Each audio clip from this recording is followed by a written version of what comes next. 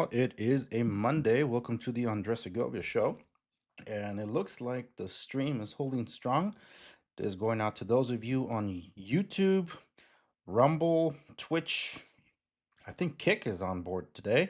Substack, Parlor, and Gangjin World. So welcome to everyone. There's going to be a bit of a lengthier stream, and the event's going to get started here in 4 minutes. But I will cover up some news thing here, and since this is going to be used in a podcast, I need to do my intro music. So here is my introduction, and we get the show rolling.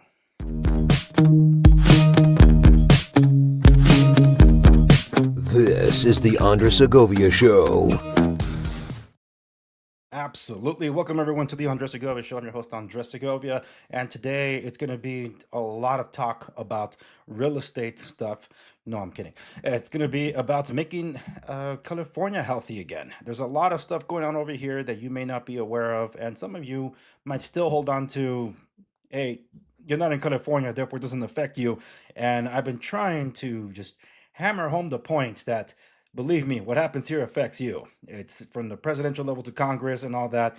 Yeah, there's so much riding on this gubernatorial race in California. And we have the primaries coming up in June. And the reason this is significant and why many people are looking this way, especially after Eric Swalwell was forced to drop out. That was a Democrat hit job as much as I have seen it, because they must have held on to that until they saw an opportunity to take him out, which was very fascinating to watch. Not to say that the guy's not a sleazebag. He's always been a sleazebag, but a lot of stuff that's being said about him, I don't know. I don't know.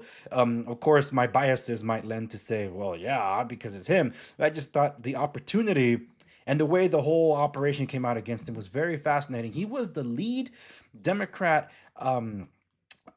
candidate, and now he's out.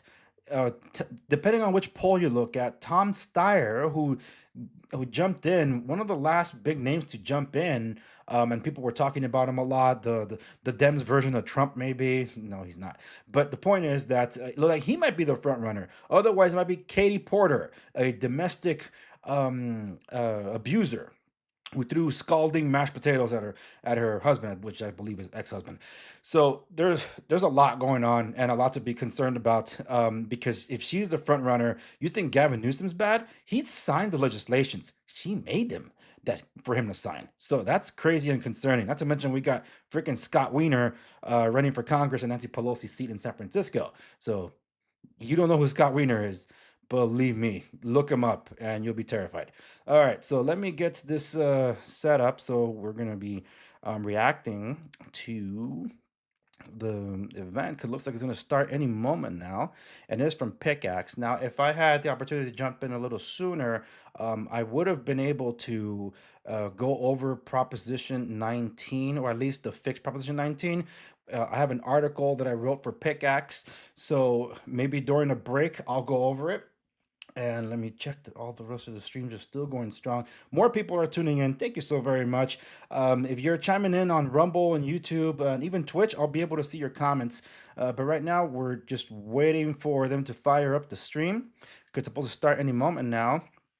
And I'm going to keep refreshing because it's supposed to start now. But so far, no. Otherwise, I'd be talking about Proposition 19 and the effort to fix it. I think it's called Fix19 or FixProp19.com. Let me see. Let me just throw that out there while we're waiting. Come on. FixProp19. What's the website? ForCalifornians.com. For Californians, FOR Californians.com. I talked about Proposition 19 in the previous stream, so I don't want to just throw it out there in detail while we're waiting for the stream to pop up.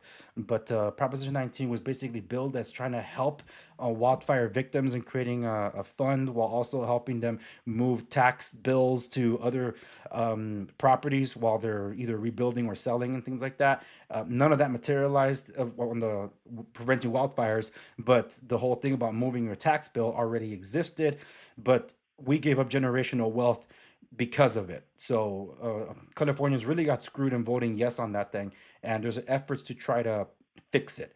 Okay, so we're still waiting for this thing. You can learn more about it at forcalifornians.com. In fact, I'll probably be doing more coverage of that Uh, on my next stream, which I'm going to be covering, um, t- a tax reassessment. What does that mean on your property? So that's going to be something I had on my heart to do. So I will cover that instead of doing my real estate 101 thing that I originally intended um, uh, to get done. So I'm going to push that off a little more. Okay, so they haven't started streaming yet. I don't know what the holdup is. Let me refresh the page again because I'm not the only one waiting. This is being simulcasted also by One America News Network and His Glory. The one that's moderating this is Jeff Dornik. Yeah, I know people are saying it's 3 p.m. What's going on? It's like I'm wondering the same thing. So, okay. So, Jeff Dornik from Pickaxe, he is the founder and CEO of Pickaxe. He is the one moderating this, so good on him. Kudos.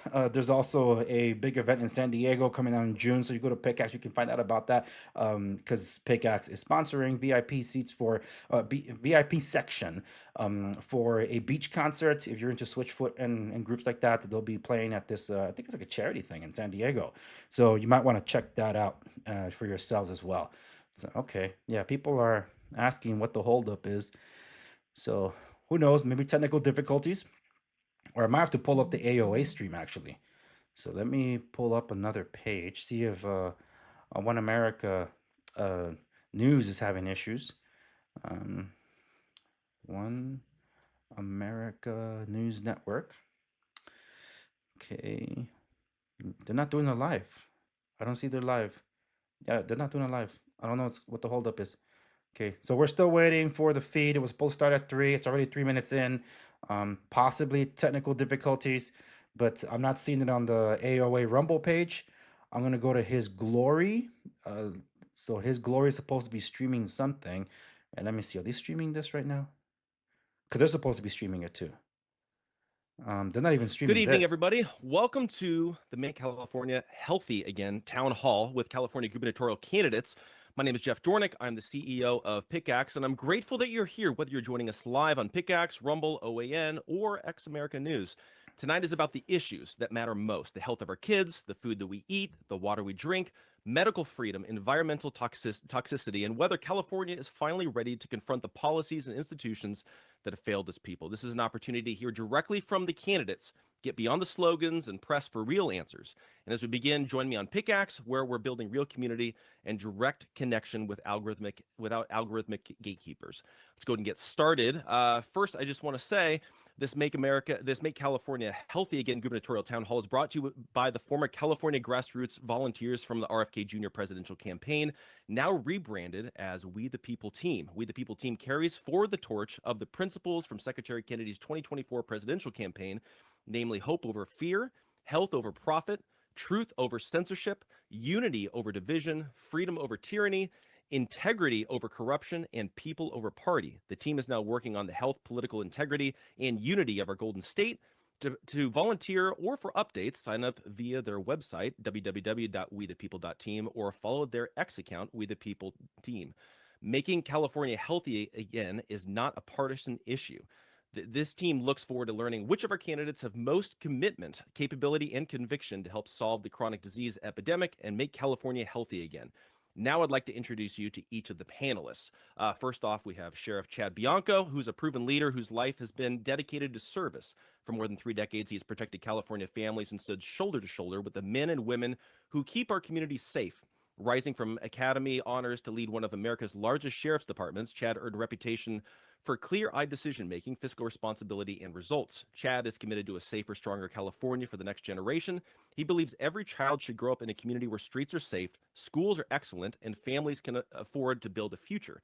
That's why he has championed common sense public safety, accountability in government, and policies that support small businesses and working families. Rooted in faith, family, and service, Chad is running for governor to restore the promise of California: real opportunity, responsible leadership, and respect for the people who call this place home. His commitment is to Californians who preserve a government worthy of their hard work and a state that works for them. Steve Hilton was born in London, the son of Hungarian immigrants who fled communism in search of freedom and opportunity. Mhm. From a working class background, Steve made it to Oxford University and then a career at the highest levels of business and politics. Steve worked as senior advisor to Prime Minister David Cameron before immigrating to the United States. His first job, and the one that taught him the most important lessons of his professional life, was project manager for a construction company. Since moving to California, Steve has taught at Stanford University, started and built several businesses on his own, hosted Fox News' The Next Revolution, and launched Golden Together, a movement for common sense reform in California. He is the author of No More Human, Positive Populism, and Califailure. Steve is not a career politician. He's an outsider with the business and government experience to take on the insiders in the bloat and fight for the people who make California work. Mhm. Now, Leo Zacky is a fourth-generation California farmer, not a politician. For nearly 100 years, his family fed families across the country and around the world. What started as a single Los Angeles butcher shop in 1928 grew into one of the largest family-owned food companies in the West. Then Sacramento crushed it, and the family business shut its doors in 2019. California has the highest rate of autism in the country. 4 in 10 of our adults are chronically sick. The institutions making decisions about our food, our water, and our medicine aren't answering to families anymore. They're answering to corporations. Leo's running to change that. Day one, he'll order an independent audit of state agencies to expose the corporate capture. He'll cut the regulatory burden strangling California farmers and small producers. He'll reform how our schools buy food so our kids are eating real, whole California-grown food instead of processed garbage. He'll push for full transparency in how pharmaceutical companies influence public health policy, and he will protect informed consent and medical freedom as a matter of parental rights. And then we have Lewis Herms, who is a California gubernatorial candidate, entrepreneur, and advocate for restoring integrity, accountability, and common sense leadership to the state. As a businessman and political outsider, Lewis has built his campaign around transparency, individual freedom, and putting we the people back at the center of government. A strong supporter of the Make America Healthy Again movement, Lewis is committed to addressing the root causes of declining public health by promoting informed consent, medical freedom, clean food systems, and reduced government overreach in healthcare decisions. He believes Californians deserve access to truthful information, healthier environments, and policies that prioritize long-term wellness over profit-driven systems. As a husband, father, and one-day grandfather, Lewis wants to see California thrive. He wants to see his growing family be able to afford a future in our beautiful Golden State and wants to have a future where the state does not mandate the medical decisions of his future grandchildren, that his children have the God-given right to decide. And so we're going to go ahead and bring everybody on, each of the panelists, and we're going to go ahead and kick things off right off the bat with our very first question, which is on vaccine mandates, exemptions, and parental rights. I hope this is not taken down on YouTube. With that topic, which in California has become a very real fight over who gets to make medical decisions for children. Over the last decade, this state moved from allowing personal, religious, and medical exemptions to allowing only narrowly defined medical exemptions for school and daycare. We asked Russell Brand, Brian Hooker, and Christina Hildebrand to frame what's at stake. Let's go ahead and roll those videos. Hello, I'm Russell Brand. I lived in California for a long time, Los Angeles. You'll be astonished to learn. Do you think that if you were elected, you would alter the vaccine program in California schools? Thank you. My name is Dr. Brian Hooker, and I am the Chief Scientific Officer of Children's Health Defense. The state of California currently has no religious exemption from vaccination for school attendance. Millions of children and families are faced making the choice, either their religious convictions or attendance for schools, public and private schools in the state of California. What will you do to restore the religious exemptions in the light of vaccinations for school attendance in the state of California? Great question. Hi there. My name is Christina Hildebrand, and I'm the founder and president of A Voice for Choice Advocacy. We are a California-based bipartisan nonprofit organization that educates, advocates, and empowers people to know their health rights in California. My question today is that in California, we removed the religious exemptions for K through 12 school vaccination requirements, leaving families with sincerely held beliefs without a pathway to education outside of full compliance or homeschooling. At the same time, medical exemptions are tightly restricted and subject to state review rather than physician discretion.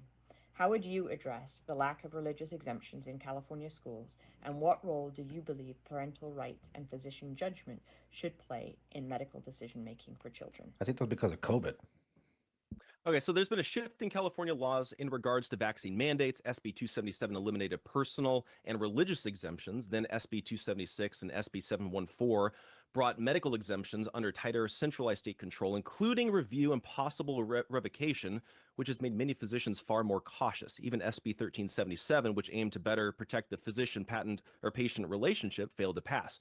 So here's the question. We'll go in. We'll start with Lewis, and then we'll go around the horn. As governor, what would you do to restore parental rights, protect legitimate medical exemptions, and ensure these decisions are driven by families and doctors rather than state bureaucracy? Thank you for the question. Well, first of all, we have to understand anything that was an EO signed by Newsom can be reversed immediately. So that's going to be first on the agenda. Next, we have to install a real parental bill of rights. And this would be specific rights regarding school transparency, curriculum review, and notification requirements. But what's really, really important for me is that there's informed consent, real conformed consent. And I believe we should flip the tables on this completely. And what I mean by that is a doctor must have a signature from a patient or a parent anytime there is a drug that is recommended, saying, I have full informed consent and read all the protocols and efficacies in regards to that drug and this procedure. That will flip the tables on it completely. I also want people to be very, very aware and very careful. So there was something that was called AB 495 that was positioned by one side as a way to protect immigrants and positioned by the other side as a way to steal children. The dirty little secret inside of AB 495 that passed through California is it's actually a way to force vaccinate your children. And what I mean by that is going into it before, a parent would bring their child in and they would be shamed if they didn't get their child vaccinated. That's true. Now, the doctors and the nurses can nod their heads in agreement, no problem, and then go into your school, sign your child out, and force vaccinate them. That has to be addressed immediately. Yeah, absolutely. Now we'll go ahead and pass it over to Steve Hilton for the next one. So this whole area is an outrageous usurpation of parental rights by the state. They keep talking about our children. It's not our children, as in terms of the government. It is literally our children, and the state and the government should have nothing to do with these fundamental and vital decisions. And they dress it up in terms of public health. There's no justification for that. We saw it in the pandemic when they forced the COVID vaccine, an experimental vaccine that had no business being forced on anyone because it didn't confer any kind of public benefit. It was entirely, to the extent it had any benefits, it was private, it was personal. It didn't prevent transmission. So on and on and on, we see these elites in the medical establishment backed up by their puppet politicians just outrageously taking away rights that should be parents. So I'm strongly on the side of medical freedom and parents' rights. The question is what you can do about it. Now, these two, Lewis is right that it's within EO, you can reverse it, but the specific removal of the medical exemption and that's over nearly 11 years ago now that happened in that bill. That was 2015. And then you've got the tightening of the medical exemptions. That's also legislation. So you can't just delete legislation. What you can do, and this is what I will do as governor, is the governor can initiate a process of overturning laws that have been passed and signed by a previous governor where they violate the California state constitution. Now, so far, legal challenges to these laws have failed. So we need to get creative and find legal arguments that can end this outrageous attack on parents' rights once and for all. Now, I won't rest until that's done. Interesting. Yep. Let's go ahead and head over to Leo. Look, we have to make sure that our kids are getting proper medical care, but they can't be getting forced to do stuff. I mean, parental rights is paramount with all these things, and the governor has limitations on what can be done, and things like SB 277, they're already passed by legislature, so we have to work with legislature to be able to remove those things, and we can do that by building proper rapport in the legislature and having that understanding that we're all working together on the same team. This whole partisan politics stuff, it's really what's killing everybody here in this country. I mean, certainly here in California. And as governor, I get to appoint people to these different positions. So whether it's the director for the CDPA, the California Department of Public Health, they control enforcement, and medical board members that I can appoint that would also want to make sure that they can ensure that they can punish doctors that are putting misinformation out there that are harming our children, or they can just make sure that the quality of care is out there, where you're not feeling you have to do this. Our kids having this to take these requirements, these vaccines, these injections, just to go to school is ridiculous. I mean, if they work so well, right, the ones that have taken it should be immune from any of these illnesses. And so, we can direct a full review of, state imposed mandate enforcement, and we can shift the priorities towards informed consent and transparency, which is paramount. People need to know what's going on. We shouldn't be having, medications being given to people where you unfold the pamphlet and it's just full of blank paper. Yeah, exactly. It needs to be things that are written in plain, understandable English. And I want people to be informed. I'm very pro information and pro parental rights, but people need to know that they have those rights and they need to have that information available to them. And they shouldn't be forced by law to be, making these decisions with their bodily autonomy. And now we'll throw this over to Sheriff Chad Bianco. I think everyone is on the same page with this. I think some of the key issues in the entire question were, what are you going to do to get those exemptions back? I don't think there should be exemptions. I think the answer is just, this is what is available. And then, like has already been mentioned, the informed consent. When you have true informed consent, it's up to the parents to decide whether or not they're going to have their children vaccinated. And the bottom line is, it doesn't have to be, no one even has to say anything about whether it's a medical exemption or whether it's a religious exemption. What does it matter? It's just a parent's exemption. The government has never had children, ever. It's parents that have children, and the parents are responsible for the decisions of their kids and how they're going to raise their kids in the health environment. A lot of things can be done obviously with executive order, obviously with overruling or suspending every single thing that is not into law. However, you can also make some exemptions by declaring a state of emergency. We have to admit that there is plenty, almost overwhelming evidence out there that vaccines are causing the issues that we have with autism and many other neurological diseases and issues that our children have are caused by vaccines. And it's not like we're making this up. This isn't this group, and this is not MAHA. This is the scientific community that has hidden these studies for decades because of big pharma, because of what they're trying to do. So the bottom line is, when everyone is informed, we have found that in California, people are upset with that anyway.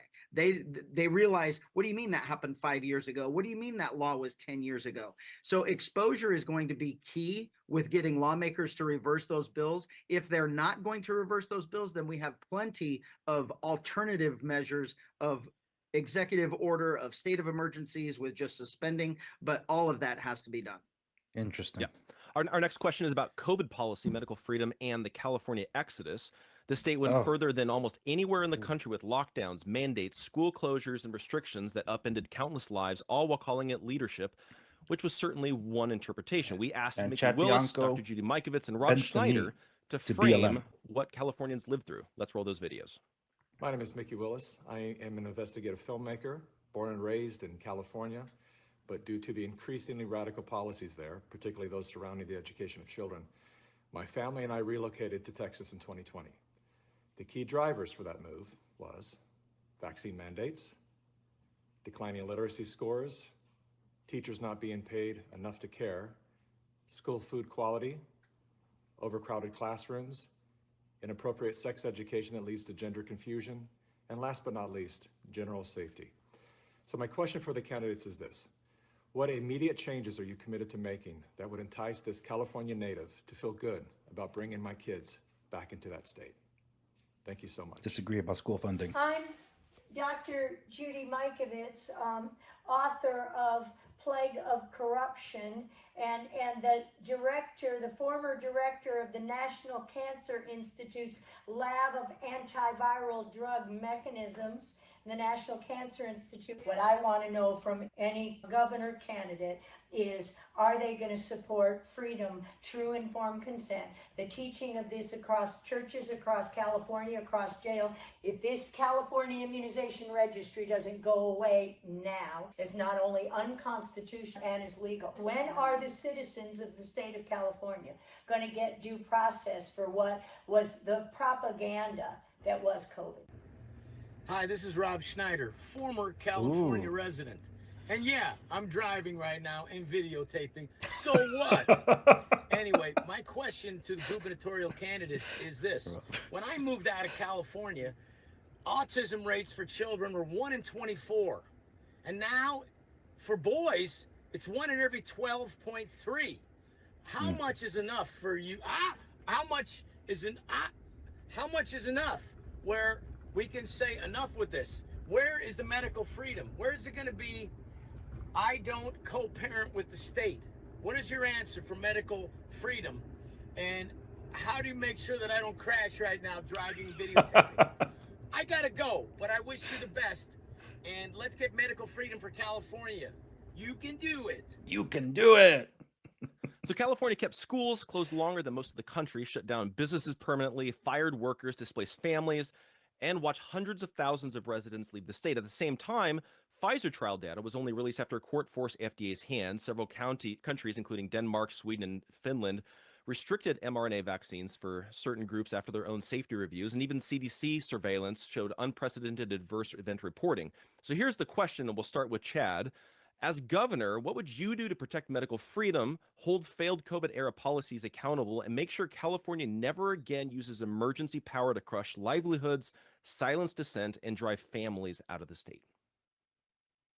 It's a fantastic question. It's a big question. Rob, if you get pulled over, you can try and drop my name. If you're in Riverside County, it might work. Otherwise, I don't know. I can't help you. I will start by saying, in California, Riverside County was not like any other county in the entire state, because I was the first in the entire country to come out and say that we are not going to do that here. We hired every single law enforcement officer in California that was fired, that we hired them for not taking the vaccine. We did not close any businesses. We did not force mask mandates. We didn't force any of those things, which made Riverside County during that time the fastest growing county in the entire country. We added businesses, we added residents. So we did not lose people from Riverside County in California. And that was because of my leadership here. But you bent the knee to BLM. Absolutely no question that what was done to us was absolutely wrong. It was completely outside the bounds of government reach and overreach, and those things were disastrous. The unfortunate part of that is, I think part of that question is, what are you going to do about them doing it? They made it legal to where it was okay, and they are shielded from that. Those shields have to be taken away. Those laws that they have passed that exempted people from prosecution or exempted people from civil claims absolutely must be removed. People that are in the business of, in the pharmaceutical industry, of chemicals, of things that you're doing for our kids or forcing onto our kids, you are going to be held responsible if those things are dangerous. We are no longer going down this path of forced vaccinations, of experimental drugs, where you have absolutely no recourse when your children are harmed.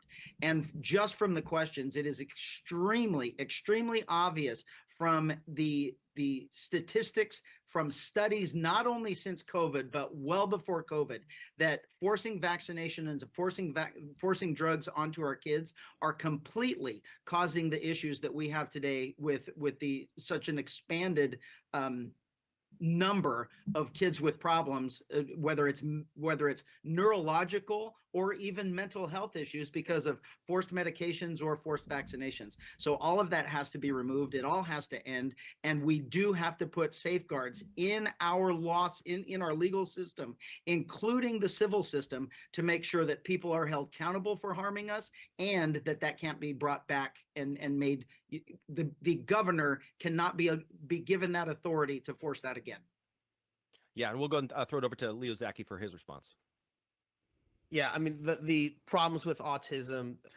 All right, let me mute real quick right there, especially since the two leading candidates for the Republican Party in California are Chad Bianco and Steve Hilton. Steve Hilton, in most polls, shows that he is leading not just the Republican crop, but also all of them, everybody running, which is what put the Democrat Party into a tailspin, and why they wanted to remove Eric Swalwell, who they saw as I don't know. I don't really know why they went after him in that way. Maybe they didn't see him as the strongest candidate. And there were rumors just a few days ago that maybe they're going to be priming Kamala Harris to instead file to be able to run for governor here. But I don't think any polling has shown that she would even place at the head of the Democrats that are currently running, because nobody's wanted to drop out either. So we are looking, and what's most important to me is to hear what Chad Bianco and Steve Hilton are going to say, because they're the ones that have the likeliest chance of getting up there. In California, the way the primary works is that because we have the primary coming up at the beginning of June, is that the top two candidates, doesn't matter you're Republican or Democrat, the top two candidates will advance to the general election, which is in November. That's why there's so much panic and the wanting to the Democrats to rally around one candidate so they can leapfrog either Chad Bianco or Steve Hilton. Right now, Steve Hilton is the front runner. So let's just say they want to leapfrog Chad Bianco, and then they'll feel more comfortable at their chances because California will not vote in a Democrat. But if Steve Hilton and Chad Bianco get the most votes, split the vote pretty much at the primaries, they are guaranteed to be the only choices to pick from for governor in November. That's the difference of our primaries versus anywhere else. It's basically uh, uh, it's open-ended. So that's why there's a lot of panic on the Democrat side, but the other Democrats that are polling much lower do not want to drop out. This topic right here is of the biggest concern for Californians, namely, and let me see if Steve Hilton's going to be next. If he is, I'm gonna let him speak. No, it's not Steve Hilton. Okay, so the significant part here is that where California goes, so does the rest of the country. We have multiple laws, including from digital to medical, that have taken parental rights away. January 1st, 2027, we're basically giving all our rights away when it comes to IDing ourselves for verification of use of any electronics, whether it's from vehicle to anything smart, wearable, phones, all that, computers, any of it. They are required basically to give an ID, an attestation that an adult is using this, or if it's a minor, supposedly to protect minors. But they care so much to protect minors that when the kids are in public school, parents don't have rights to that. Unless it's like an Advil, they'll call up the parents if you want us to give it to them. But if the child wants to identify as something else, they can go behind their parents, where the teacher can take them to get transitioned. It's an ugly, abusive a power that takes away the parental rights from us. And where California goes, so does the rest of the country. Colorado has basically looked at California's homework and copied it. So don't just think it's here. A lot of stuff, and all of them are in agreement in this. Basically, restoring parental rights. They talk about medical exemptions here and there, whatever. I get what Chad Bianco was saying. There shouldn't be a need for that, because you shouldn't have to be forced to take any of this in the first place. That part I agree with. Now, for those of you over on YouTube, thank you so much for those of you on YouTube and participating in the comments. I hope the stream stays up. The sensitivity of this topic is the reason why you might not be seeing any one of these that are supposedly streaming it, whether it's OAN or His Glory, might not be on YouTube for this very reason. So in case this stream, even on Twitch, if it goes kaput, you can jump over to Rumble, you can jump over to Pirate Play TV, or you can jump over to Ganjin World, preferably Rumble. And for those of you watching on Rumble, I am reading the comments. So thank you so much for those of you that are participating there. Shout out to Rennie Pink. So hopefully you catch that. So now Steve Hilton. On this question. So as Chad said, in relation to the previous question, I think there's, we're basically all in agreement here. What we saw in the lockdowns was total tyranny. In fact, I often make the point when asked about the Second Amendment and my strong support for that. Let's remember why that we have the Second Amendment, and the pandemic is a good example of this massive overreach and authoritarianism from our government. I was actually the first to argue for that. I led the resistance to the nationally to the lockdowns right at the beginning, when we were still in that 15 days to slow the spread. And I made the argument very forcefully with Charlie Kirk. Charlie and I got together that week and we said, we've got to stop this. That's we've true. got to make the case to the president directly to end this nonsense that is doing so much damage right at the beginning, March 2020. And all the way through, I used to teach at Stanford University, as you mentioned.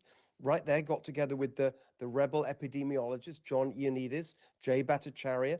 I was the first to give them a platform. That's why Jay Bhattacharya is now running NIH, because I put him out there to make the arguments. And all the way through, on every single aspect of it, the masks, the lockdowns, the school closures, I was there absolutely holding these people to account publicly. And what I said it's pretty much, I think, the second day, the first day of my campaign, by the way, I went to make sure we don't forget what they did to us. I went up to the Pineapple Hill Saloon in Los Angeles, where you had Angela Marsden, who went viral during the lockdowns when she defied Newsom's outdoor dining ban, and then she saw right next to her in the parking lot a completely, massive outdoor dining area for some crony of Newsom's film production company that got the permit to do it. And that's the kind of thing went on. I was a restaurant owner. I started a couple of restaurants in London back in the day. The way that small businesses were treated and big businesses stayed open, absolutely disgusting. We must never let them forget this. And that's why I announced right at the beginning of my campaign, we are going to have a COVID Accountability Commission. And we are going to push as far as we can to get criminal accountability for this and accountability in every other way possible. One last thing I'll say, I was the first to lay out the evidence that it was Fauci's experiments that created this in the first place. I was the first one to do that, the first one. And that's another example of the accountability we need. Biden gave him a pardon from federal prosecution. That doesn't apply at the state level. So we are going to push for the accountability to make sure this never happens again. Yeah. I like that. The McCullough Foundation published a report reviewing more than 300 studies on potential contributors to autism spectrum disorder, pointing to a convergence of factors including genetic predisposition, neuroimmune biology, environmental toxicants, perinatal stressors, and different exposures. The report also notes the sharp rise in autism prevalence over recent decades and argues that California should be willing to take a serious look at what is driving these numbers, whether that means pesticides, heavy metals, ultra-processed foods, or other environmental and medical factors. In other words, this is not something to wave away with a slogan and a press release, which is usually how failing institutions try to look busy. Our next question comes from Dr. Joel Warsh, a board-certified pediatrician in integrative pediatrics and medicine in Los Angeles, and it gets to the heart of the MAHA agenda and the chronic disease crisis affecting our children. Dr. Warsh asks, I care deeply about the health of our children. What I'm seeing is alarming. Nearly 50% of kids are living with a chronic disease, and California has some of the highest autism rates anywhere, now approaching 1 in 12.5 boys. This is central to the MAHA agenda, but it should be a bipartisan priority. I'm going to throw this to Leo first. Will you make addressing autism and childhood chronic disease a top state priority? And what specifically measurable actions will you take? Absolutely. Autism is clearly on the rise, and it's impacting so many people. I mean, you get so many amazing cases of people that get these sort of superpowers from it, but there's so many people that are so debilitated from autism, and it's clearly linked to vaccine-related injuries and the things that we're putting in our bodies, whether it's poisonous food coming from pesticides, herbicides, glyphosate, or just simply the vaccines that are being mandated to kids to have to go to school or for work requirements. And we're seeing that children that are perfectly born healthy, that are being inoculated, right out of the womb, boom, boom, boom, just a long list of injections. It's all full of like mercury and all sorts of garbage that's in there. So of course, autism has to get squashed here in California because it's what California is putting into the food system. It's what they're putting into the children. We all have the ability to look at what's going on and say, this isn't acceptable. So having people that are appointed to different positions in the agriculture department, in the food department here in California, that we can limit and restrict that. But we have to give our farmers the tools that they need to not have to require those pesticides, those herbicides. And those tools are going to be things like water. We shouldn't have poison fluoride in our water, into our tap system, but our farmers need to have an abundance of water so they don't have to be forced to rely on poisons like that entering the food system.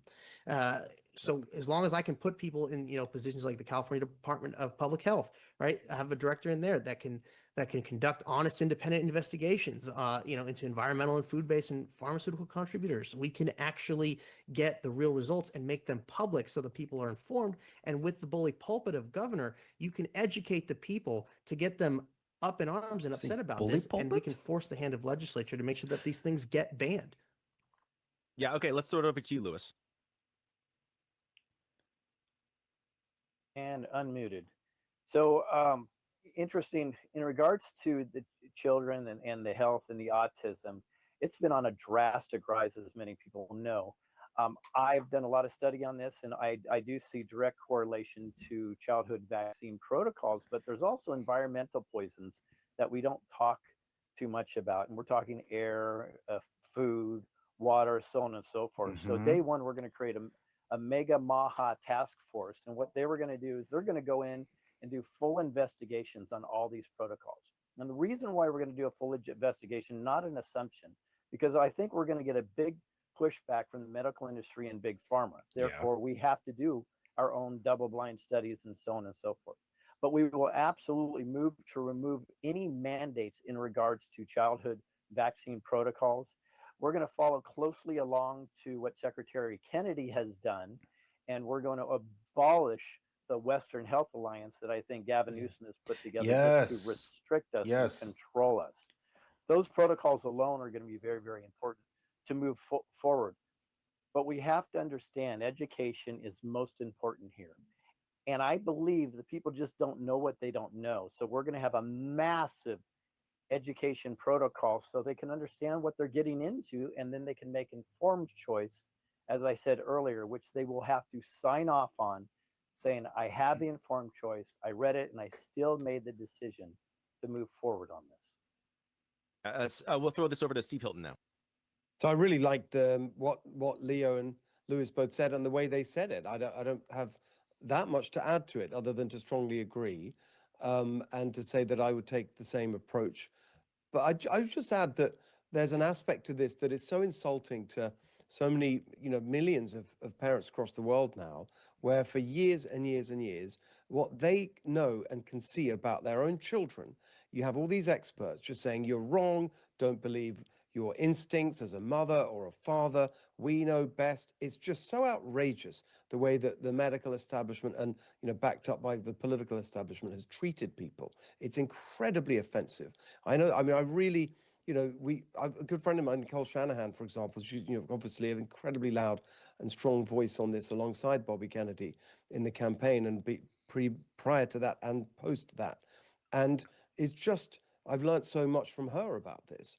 And I think that we've got to be very clear that we cannot go on with a situation where the instincts and the knowledge and the love of parents is just dismissed by so-called experts. So it's not just the specific things we have to change. That whole attitude of experts know best and we have to go along with whatever they say, that has to go.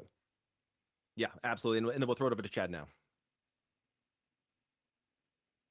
Yeah, along with everybody else, but I'm going to go one step further and say that I've read other studies. It's not 50%, or I've seen definitely different studies that it's not 50% with chronic disease. It's up to 70%, 75% of the United States of our population has some type of chronic disease. God did not make us that way. And God did not decide that in 1980, he was going to make us the sickest country in the world. And every single year we would get sicker and sicker. This goes directly back to food. It goes directly back to pesticides. It goes directly back to the chemicals, the vaccines, all of those things that were forced from the 60s. But as it progressed through the years up until now, where we have these vaccines, we're going to be up to 100 vaccines if we don't stop it, that we're forcing into our kids. The issue is the forcing by government into our kids, into our people and everything else, and it all has to stop. And I will go a step further and say that I will declare a state of emergency in California because our medical costs are the #1 driver of our budgets. In the entire country, we pay more for medical than any other issue, and it's so everyone else can make money. And I will say I don't have to read anything. I've already read it all. I've already lived it all because myself, I have been nothing but Whole Foods since 2002. Denise went through cancer in 2014 with holistic, nothing but food and holistic. And then since then, we've gone so far to the extreme, and I'm not going to say I'm going to push this on everybody else, but we are completely carnivore. We have both removed cancer from our bodies with nothing but food. We don't take medicine. We don't take vaccines. We don't do anything like that. And we are very healthy. And we know from the studies that are already out there that food is the answer, and eliminating the environmental toxins that money is forcing into our system. And you can stop that as governor. Yeah. Now we're going to move on to our next question, which is a video submitted by Zen Honeycutt, founder of Moms Against America and Moms Across America, excuse me. And it deals with toxicity in our food and the broader chronic disease crisis. America. California still follows federal standards that allow CalFresh dollars to be used on plenty of non-nutritious products, which is a fairly efficient way to subsidize the problem and then act surprised by the outcome. At the same time, even when the state had a chance to take stronger action on PFAS through SB 682, that effort was vetoed. So the question here is whether California is actually willing to get serious about nutritional integrity and toxic exposure. So here is Zen Honeycutt with her video question. California governor candidates. California moms and moms across America want to know, seeing as California produces the largest amount of produce that American consumers eat in the country, you have the most influence over whether or not we are exposed to toxic chemicals through our produce. What are you going to do to reduce the exposure to toxic chemicals to American consumers and support our physical, mental, and reproductive health? Thank you. Yeah, and we'll throw it over to you, Chad, to kick it off. But will you take concrete action to clean up the food supply, reduce toxic exposure, and use the power of California already has, whether through CalFresh policy, state regulation, or broader public health leadership, to stop feeding families a system that is making them sick? Absolutely. So, I mean, there are so many different nuances to this question that we could go on forever. The answer is absolutely yes. California used to be 90% producer of food for the country. We're down to 60. With me as the governor, we will get back up to the 90%, or at least relatively close, maybe even more than that, because so much farming has been lost in the rest of the country. And California has the ability to get up that high. I will say that the California agenda and the current government that we have, the current state government we have, is so hypocritical, it isn't even funny, because there are regulations that force our farmers to use chemicals that are dangerous that no other state uses, and it's all about the money. It forces them to use chemicals that are more expensive than any other part of the country, driving up the cost of services and goods here, or produce here, and they're forced to do it, driving them out of business. And it has nothing to do with the environment. It has nothing to do with us as humans. It is all about money. As the governor, you can eliminate all of that with the welfare programs that we have here, with the CalFreshes. It doesn't matter what you say, what you call it. Those are to help people. That is not a lifestyle. That is not go out and buy your chips and go out and buy your dip and your sodas and everything else. That is a lifestyle to make you healthy. We will not only completely redo the waste, fraud, and the abuse of that, but we are going to start basic at school level. And with me as your governor, there will be an absolute requirement in our school systems that every single bit of the food served to our kids is going to come from California ag, whether it's farms or ranches. We are not going to buy processed. We are not going to buy from other states, other countries. California is the only state in the country that can sustain itself year round with fruits, vegetables, and meat. And we are going to make sure we do that outside of the process and the chemical situation that we are forcing onto basically the entire U.S. that we're doing today. Yeah, and we'll be getting to the ultra processed foods in school specifically in the next question as well, just so everybody is aware. But let's go ahead and throw it over to Lewis for the next answer. So I've traveled this state. In fact, I'm on a 58 county tour. Okay, I need to chime in here also because it's how you do reaction videos. You don't just play someone else's and just point at it and call it a reaction video and you get all the credit for it. No, so let me chime in a little bit, especially since Chad Bianco would know very well about this. Some of the candidates already brought up the issue of water. What exactly do they mean about water? Well, when you're containing water, especially these farmlands, there's something called water rights. So if it's near like a river or something like this goes for anybody that's looking to buy a house, okay? Because if you buy a property that's near a water basin, a river that runs through it, or a lake, there are something called water rights that are afforded most likely to said property. That also doesn't mean, though, that you would dam the river to keep all the water for yourself, because there are others that have rights to it. So something that's been happening in the high desert area of California that has been going very little addressed. I have maybe one or two banned or just videos of my show that you have never seen anywhere. You can find it on Locals. One of them was regarding what the cartels are doing to steal water. So the illegal marijuana plants, and this came about after marijuana was legalized. So you would think that there shouldn't be any of these problems. That was the whole reason to legalize marijuana, to decriminalize. It was going to stop so much of supposed unnecessarily illegally or spending so much money on the drug war, supposedly. And instead, we have all these illegal marijuana farms that had sprouted up. And because of decriminalization in California, you have issues where sheriffs weren't able to do much to be able to go and collect or stop these places. They need to compile a big case. I forget the name of the sheriff. I don't know if it was oh my goodness, the sheriff that ran for mayor from Los Angeles needed to build up a huge case to be able to go shut down. He didn't even go shut down a marijuana farm. He went to go arrest the people that were there. I kid you not, 2 or 3 hours later, I think it was back in business because they just filled it up with other people. But then he can't go back to arrest them either. So the enforcing of these warrants and things like that, what is happening in the high desert, none of them have said it yet, and I know they're not talking about this now, but if I hope someone brings it up at least somewhere upon the campaign trail, because their voices aren't being heard. Families being targeted by the cartels as if it was Mexico, how they're surveilling them and all that, stealing the water. That's why some of these crops are dying. It's an awful, awful thing. And Steve Hilton's talking. Let's jump in. He's probably saying the same thing as Chad, though. That we can do better. And we'll talk about schools later, but we pioneered this stuff in California. Again, one of the first things I did on my campaign, I spent time with Bill Nyman, who I've known for years, Nyman Ranch, one of the absolute, models of how to do the kind of agriculture we want to see. I went into these fields in Marin County, made a video to show people how we can do things and how we should be leading in California.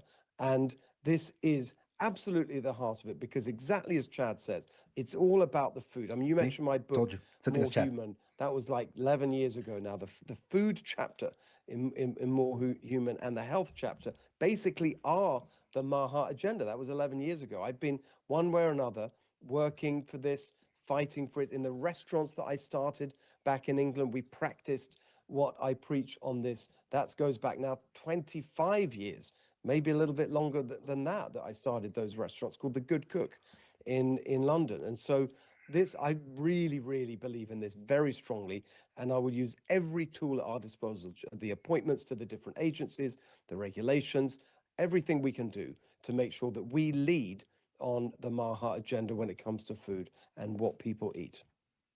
Yeah, and Leo, Zacky, we'll throw it over to you for your response. Well, I come from an ag family. I mean, I grew up, between Los Angeles and the Central Valley. I mean, I've been around this, and the biggest issue for farmers not being able to produce the food in the quantity without the pesticides and herbicides, it really comes back to this water shortage that we're perpetually in, and it's artificial. We have to be able to create water abundance here in California, and I have a plan for water abundance where we can build out reservoirs and dams to have the hydroelectric power that we need to have the water that we needed. The ones that Gavin Newsom shut down. We don't need to have the reliance on these pesticides, but we can take it a step further. When you, as a governor, I can appoint the director of the Department of Pesticide Regulation, and we can do away with so many of these awful chemicals that they wind up leaching into the soil. We kill the living soil that is so important to farmers to be able to produce those high quality products. Yeah. It gets into the water, and then we're transporting water down south into Southern California, and that's coming full of all these pesticides and herbicides that get washed into it. So everybody's being contaminated with these poisons all across the state at different levels. I mean, the exposure to it, whether there's schools that are near fields that they're being sprayed with this, or residents and stuff like that, it all can easily be done away with, but we have to be able to provide those tools. Obviously, there's a lot of other financial factors that make farming and agriculture here very difficult in California. And it's very cost prohibitive. Fuel costs make it difficult for farmers to be able to work efficiently. The labor costs obviously are sky high. The insurance issues that we have. I mean, it's just a litany of issues that combine that create this perfect storm that we're in. But knowing that we're blessed. It's California. We're literally in the most fertile place in the country to do all this. There's no reason we can't have the highest quality food at the best possible price. Yeah, it's all done by design. And if we give our farmers that water, the tool that's more important than anything to be able to make this sufficient, we can do it at such numbers that it gets to the point where we're exporting at such a competitive price point that the money just comes into the state, and it's such an easier thing to do. Yeah, and we're going to go and move on to our next question, which comes from Kathleen Willie, who's a Children's Health Defense follower. who works in food service for a local school district. And it gets into one of the clearest examples of how slowly government moves, even when the problem is obvious. California passed AB 1264 in October of 2025, making it the first place in the world to legally define and begin removing ultra-processed foods from public schools. But the rollout stretches for years, with initial dye bans not starting until 2027, vendor reporting beginning in 2028, phased restrictions starting in 2029, and a full ban not landing until 2035. So the question is not whether the system admits there's a problem. It's why children are expected to keep eating this junk while the bureaucracy takes a leisurely decade to respond. So this is Kathleen Willie's actual question, and we're going to go ahead and we'll start with Steve first. But she writes, I work for my local school district in food service, and it is appalling to see how much processed food is served to the kids, especially for snack time. With the California legislation AB 1264 that passed in October 2025, I see that it will be another 2 to 10 years before any positive changes can be implemented. Why so long? And if you're elected, will you promise to implement these changes sooner and have a system in place that tracks these changes? Yes, this is the corruption. This is the swamp. This is exactly what happens in Sacramento, where you get the lobbyists and the big corporate interests. They go there and they get their hands into all of this stuff, and they carve out the exemptions and the delays and whatever it is that they need. And that's how the system works. And it's a corrupt, rotten system. And so we got to just completely blow the whole thing up, frankly. The corruption in Sacramento is just off the charts. And this is a perfect example. When it comes to schools, I mean, what are we talking about? How can we tolerate this? How do we let this go on for so long? Again, specific work that I've done where you connect schools with local farms, or another version of it, Edible Schoolyard, which is a project that I've worked on, which Alice Waters started. And that's a great way of teaching kids how to, to actually grow and then learn to cook. And there's so much that we can do to actually get rid of this whole culture of industrialized processed food. And we're not doing any of it because the industrialized processed food companies have their complete grip over the legislators in Sacramento. And I'm afraid it's both parties. It's not a partisan thing, it's the system. And we've got to completely disrupt it and put the health of our children and our schools and our communities first. Yeah. And Sheriff Bianco, we'll go to you for your response. Then I'm going I to think, chime in. Steve is exactly right. This is the absolute corruption of our state government, in that these things are done behind closed doors because the lawmakers are paid or they benefit from some type of benefit from these lobbyists, from these companies, until they're no longer in service. We have term limits on whether the legislature or the assembly or even the governor's office. So when you make these things happen after you leave office, what do you care? You accept the money in the beginning, you pass the rules, you pass the regulations, and then you're gone. You got the money, you got the benefit from it, and then you move on. You don't care about anybody else. The reality is, are we going to put somebody in there that lives it, talks about it, or wants to talk about it? Yeah, I don't know if I muted it. Let me check. Since 2002, nothing goes into my body unless it comes from the ground. All right, let me mute it real quick so I could chime in here. That's a very great point that was brought up in the question. The rollout of removing these ultra-processed foods from the school system, which makes no sense because this same legislator would pass tax laws that not only go into effect immediately, oftentimes retroactively. They'll say, we're passing it now, but we're going to charge it for the previous months to a year. So they can move fast. They're not by design. And as Chad and the others, I'm sure, are going to be chiming in and saying the same thing, it's those that are lobbying this thing. So it's crazy to think. I didn't even know. I remember when the law was passed, but I didn't remember that it was such a slow rollout to get this thing going. That's crazy. We're talking about medical issues too, and you have to take advantage not only of the information that we're giving you, but you have to live it. And if you're not going to live it, then we're not going to pay for you at the end. If you're going to poison yourself with processed food and junk and everything else, and you're 800 pounds and you're sucking up the medical system, we're not going to pay for it. That was you. So there's so many different issues that we have to abide by and stick with. Personal responsibility. It's going to take a massive amount of effort to change current government. And Leo Zacky, we'll throw it over to you next.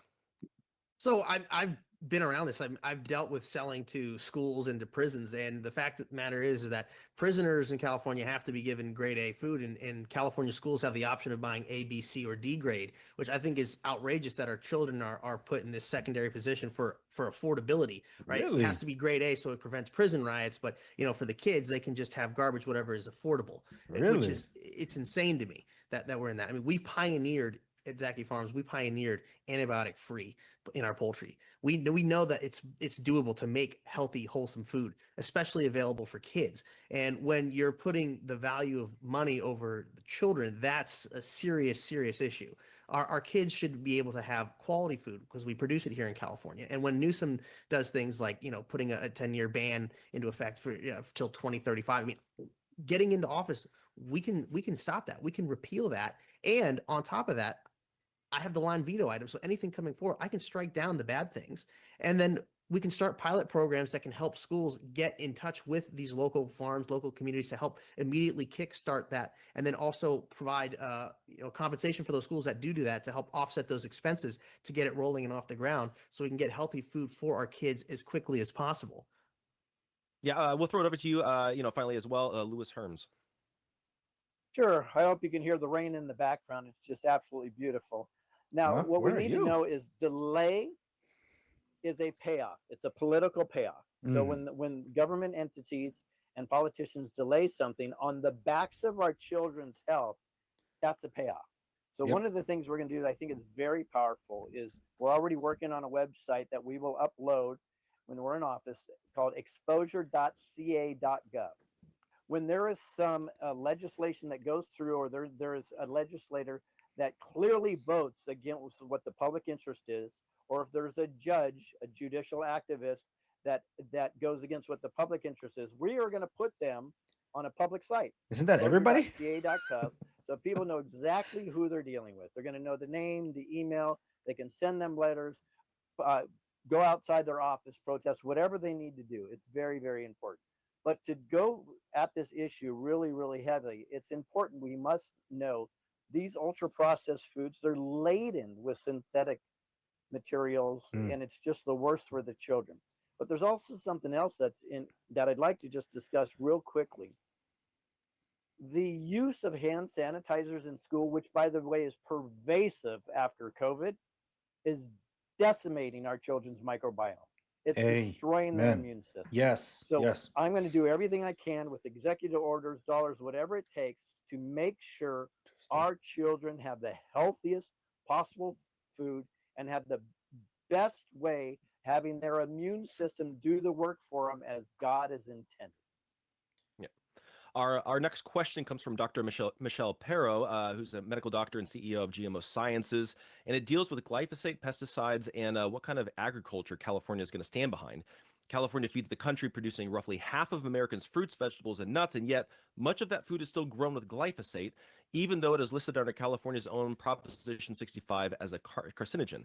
A federal jury here in California found that Monsanto knew the risks and failed to warn users, and that verdict held up on appeal. At the same time, PFAS chemicals are showing up in the soil, water, and even the blood of farm workers in rural communities, while taxpayer dollars continue flowing to farms that still rely on these chemical systems, including some marketed as regenerative because apparently labels are easier to manage than consequences. With all that in mind, with renewed attention to glyphosate at the federal level, here is Dr. Pero.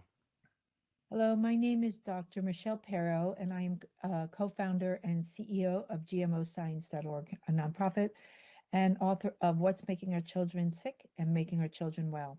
Here's my question. President Trump's recent executive order granting glyphosate a national defense exemption appears to further entrench its use at the expense of public health. Given the overwhelming independent evidence linking glyphosate exposure to microbiome disruption, endocrine damage, and neurodevelopmental disorders, how will the governor address this contradiction and ensure that agricultural chemical policy aligns with the broader goal of restoring true health freedom and disease prevention in America's children? Yeah, that's Trump's Thank my you. guy, but he screwed that one up. So we'll throw this over to Leo first, but Dr. Pero's question gets to whether California is willing to stop tolerating and subsidizing a chemical-heavy food system that puts farm workers, families, and consumers at risk, and instead support farming methods that build healthy soil, avoid synthetic herbicides, and are already proving they can work at scale. Well, as I mentioned earlier, the importance of a living soil, all the microbiome that's in there that makes the ability to be able to grow these healthy, nutrient-rich foods is paramount. I mean, I'm absolutely disappointed in President Trump with what he's done with this, exemption for glyphosate. I mean, it's clearly a financial driven, thing, because obviously businesses, these farms, these mega corporations that now are taking over the space, because we are seeing the destruction of the small independent farmer, especially here in California, that it's all very much profit driven. I mean, glyphosate is made by Monsanto, which is now owned by Bayer, which is a huge mega corporation, right? So, and they also produce a lot of other pharmaceutical goods out there, right? So I think there's a lot of crossover in that regard. But here in California, we can do away with it. But again, we have to be able to have the water abundance for our farmers so they don't have that reliance. And when we can start limiting and removing those needs and those dependencies, because we have the need for water and we can grow in excess, then farmers don't have to worry about maintaining a small, limited amount of crops that will be available to make it to market, because it's so cutthroat out here. If your crop, if you aren't able to fulfill X amount of your crop, then you could go under and you'll lose your entire farm, and then it just gets aggregated into the megacorp farm system that we're seeing take over right now. And when they use those studies about linking it to cancer and stuff like that, it's definitely from consumption, but the government studies that they're looking at are just from physical exposure to people, like farm workers that are constantly handling barrels of this stuff and spraying it and inhaling it. But we do know that it is confirmed that when it is sprayed on food, it stays in the food. Just because you wash it off doesn't take it away. It still gets consumed, and those carcinogens enter your body. And if that's what we're sustaining ourselves on, then there's no wonder that we're rife with cancer in this country. So we will put a stop to it. Yeah, and Lewis, we'll go and throw it over to you. Yeah, first I was actually pretty triggered when President Trump signed that protection for the companies in glyphosate. And then I listened to Kennedy's explanation, Secretary Kennedy. It's not that it's not going to happen, it's that we are so heavily dependent on GMO crops, glyphosate-based pesticides, that he believes that it would have completely destroyed our food supplies if we did it that quickly. Really? Now, I believe that it is extremely important to get rid of glyphosate and everything else that is dangerous to us. So I would do everything I can, including writing an EO in regards to that. So what we need to know, though, is what's important is we have to do regenerative farming. We have to rotate our crops, which gives us a chance to remineralize, which is the best healthy eating that we can. We don't need to use all these pesticides. Funny enough, I got some heat with my first debate with Hilton and some other people because I mentioned something. Now they find out it's true. I traveled the worldwide and I've spoken to people that they're actually using copper to surround their farms and singing to their crops and getting up to 250% production. Why am I saying this? Is we need to be open enough to explore any alternative that can give us the healthiest food on the planet. And lastly, I'll leave you with this, and this is a concern. Somebody mentioned Bayer. Bayer owns Monsanto. Monsanto creates products that we know have challenges to our health. Yet, if you go and research the solution, Bayer happens to sell you the solution for the same products that they created. Problem solution. Wow. That's a concern. That's Mission Impossible too. Yeah, that's the whole plot. Sheriff Bianco, we'll throw it over to you now. It looks like you're muted there. Sorry, and you told us not to do that. So we're finding that President Trump is making repeated bad decisions. And this is an example of one of those. Everyone knows that this is a horrific decision, the way they did it. And I also understand Secretary Kennedy's answer to that. But the bottom line is everything about our food system has been controlled. And Lewis kind of alluded to it. I think he was a little bit too nice in the whole thing. Everything is working together for money with the pharmaceuticals and our food supply. They own everything. And when we get to the realization that, and we start educating people of that, that's when we're going to fix it. And the whole thing with GMOs, we have to get to a place in California where and I'm with Lewis. I'm not about the incentivizing, but we have to incentivize our farmers for not only the non-pesticide, but for the non-GMO. And we have to get to a point where we're making healthy food outside this industrial complex that's been created by government to keep these people mega rich at our expense. We make them rich on the food that they produce, and then we make them rich because we have to take their medicine because of the food that we consumed. All of this has to stop. We can stop it in California because California is unique across the entire country, and that we can be independent with our food here in California. We are the only state in the country that can do it, and we absolutely must move towards something like that while we stop this overzealous and this over ridiculous attempt to make sure that we're basically, they own us. They are forcing us to do all of this, and it is to our health expense, and we have to take it back. And as the governor, you can actually absolutely do that. And Steve Hilton. Okay, as much as I want to hear Steve's thing, it's probably very similar to what Chad just said, and they're probably going to be piggybacking off what Lewis Herms said. I think Lewis had the strongest response, but I want to weigh in here on this whole food supply thing that we can grow. Look, California, depending on what polls you look at, it's the 5th largest economy in the world on its own. So that's how much we sustain the rest of the country. So again, California, the politics here, the economics here, the social, cultural, everything here matters because we export it around the world, especially in our country. But here's the thing, though. I can tell you, I go often to the supermarket, and like half of the foods, they're not even from the United States. So I'm wondering what foods they're talking about, because no one's given any specificity as to what exactly is being grown here that's being delivered. As California is known for their avocados, for example. They're known for their grapes. We have wine country, so to speak. We have the North, Napa Valley. In the South, Temecula. Then we have, I guess you could say the milk, because the cows. So then that also leads to the meat. What's another concern for us, right? But I don't know of anything else that we can actually, that I know publicly, that California is known for in growing its own food and being delivered to the stores, except farmers markets, of course. But we have so many products that are coming from Mexico, that are coming from Far East Asia over here, because there's a very diverse group of people here in California. All the way down the coastline. It doesn't matter. It's very diverse here. There's a supermarket for everything here. You can go to H Mart, for example, a Korean supermarket, or you want to go to a Chinese supermarket. That's not in Ranch. That's not even talking about the Hispanic ones like Northgate or El Super or La Superior. You know, you could go down this list. That don't even count the big chain supermarkets like Ralph's and the others. So I'm wondering what foods are they referring to that we can become self-sustaining? Because just like with the energy, we are importing oil from everywhere else instead of actually drilling for our own, which because of health reasons or environmental, but we're putting poison into our own food so we can grow it. None of that makes any sense. California operates in an inverse relationship on common sense, really.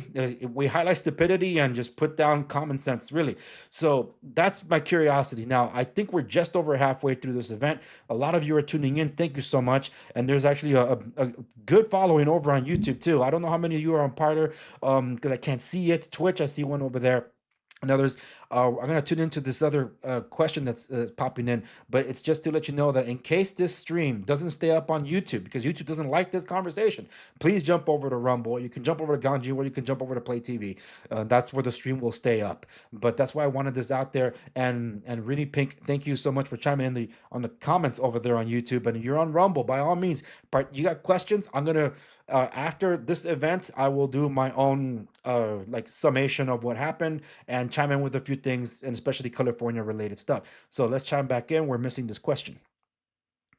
Do to break that influence and make the system accountable to the health of the people? Oh, here we go again. I look forward to your answers. Thank you so much.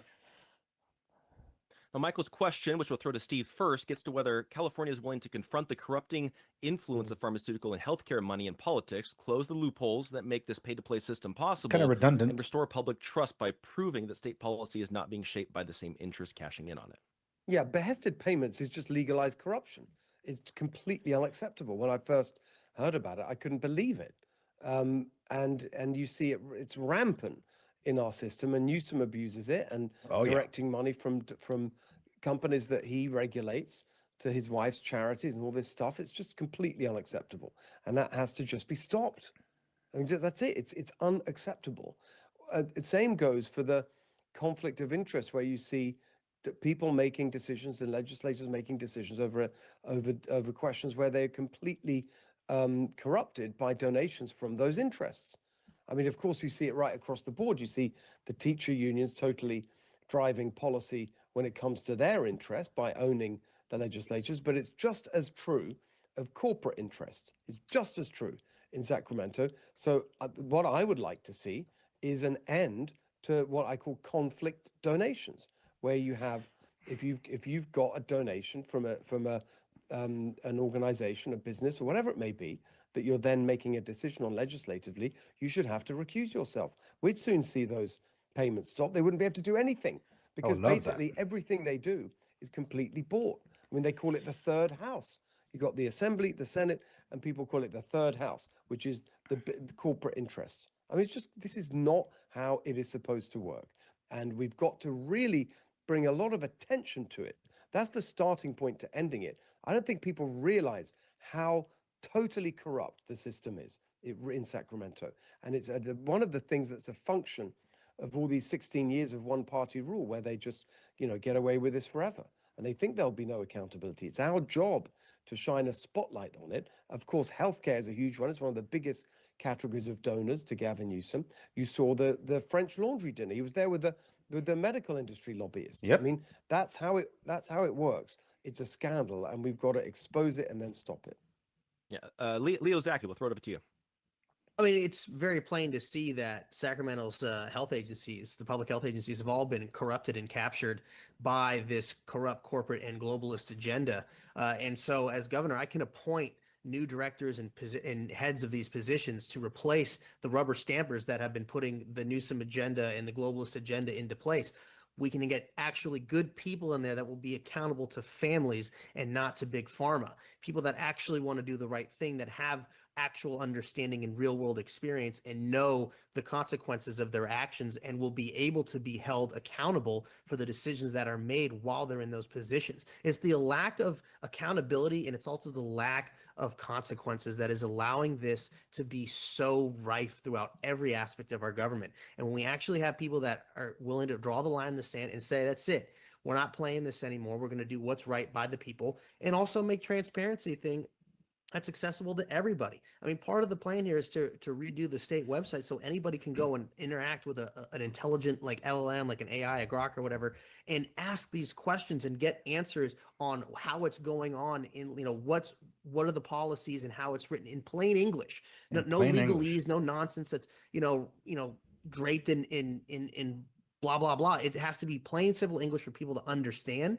so they can see what's going on, and then know who's responsible for putting those into play, and then how they can communicate and interact with them to say, hey, this isn't good. We need to be able to address our grievances, and this is the direction we'd like to see it go. So that public forum is going to be huge, but the accountability and making sure that there are good, honest people that aren't paid to play, that weren't like installed by some lobbying organization or, Yeah, that's wishful thinking, though. Of, politicians and C-suite executives in big pharma. That's how we're going to be able to ensure that the health and safety is there.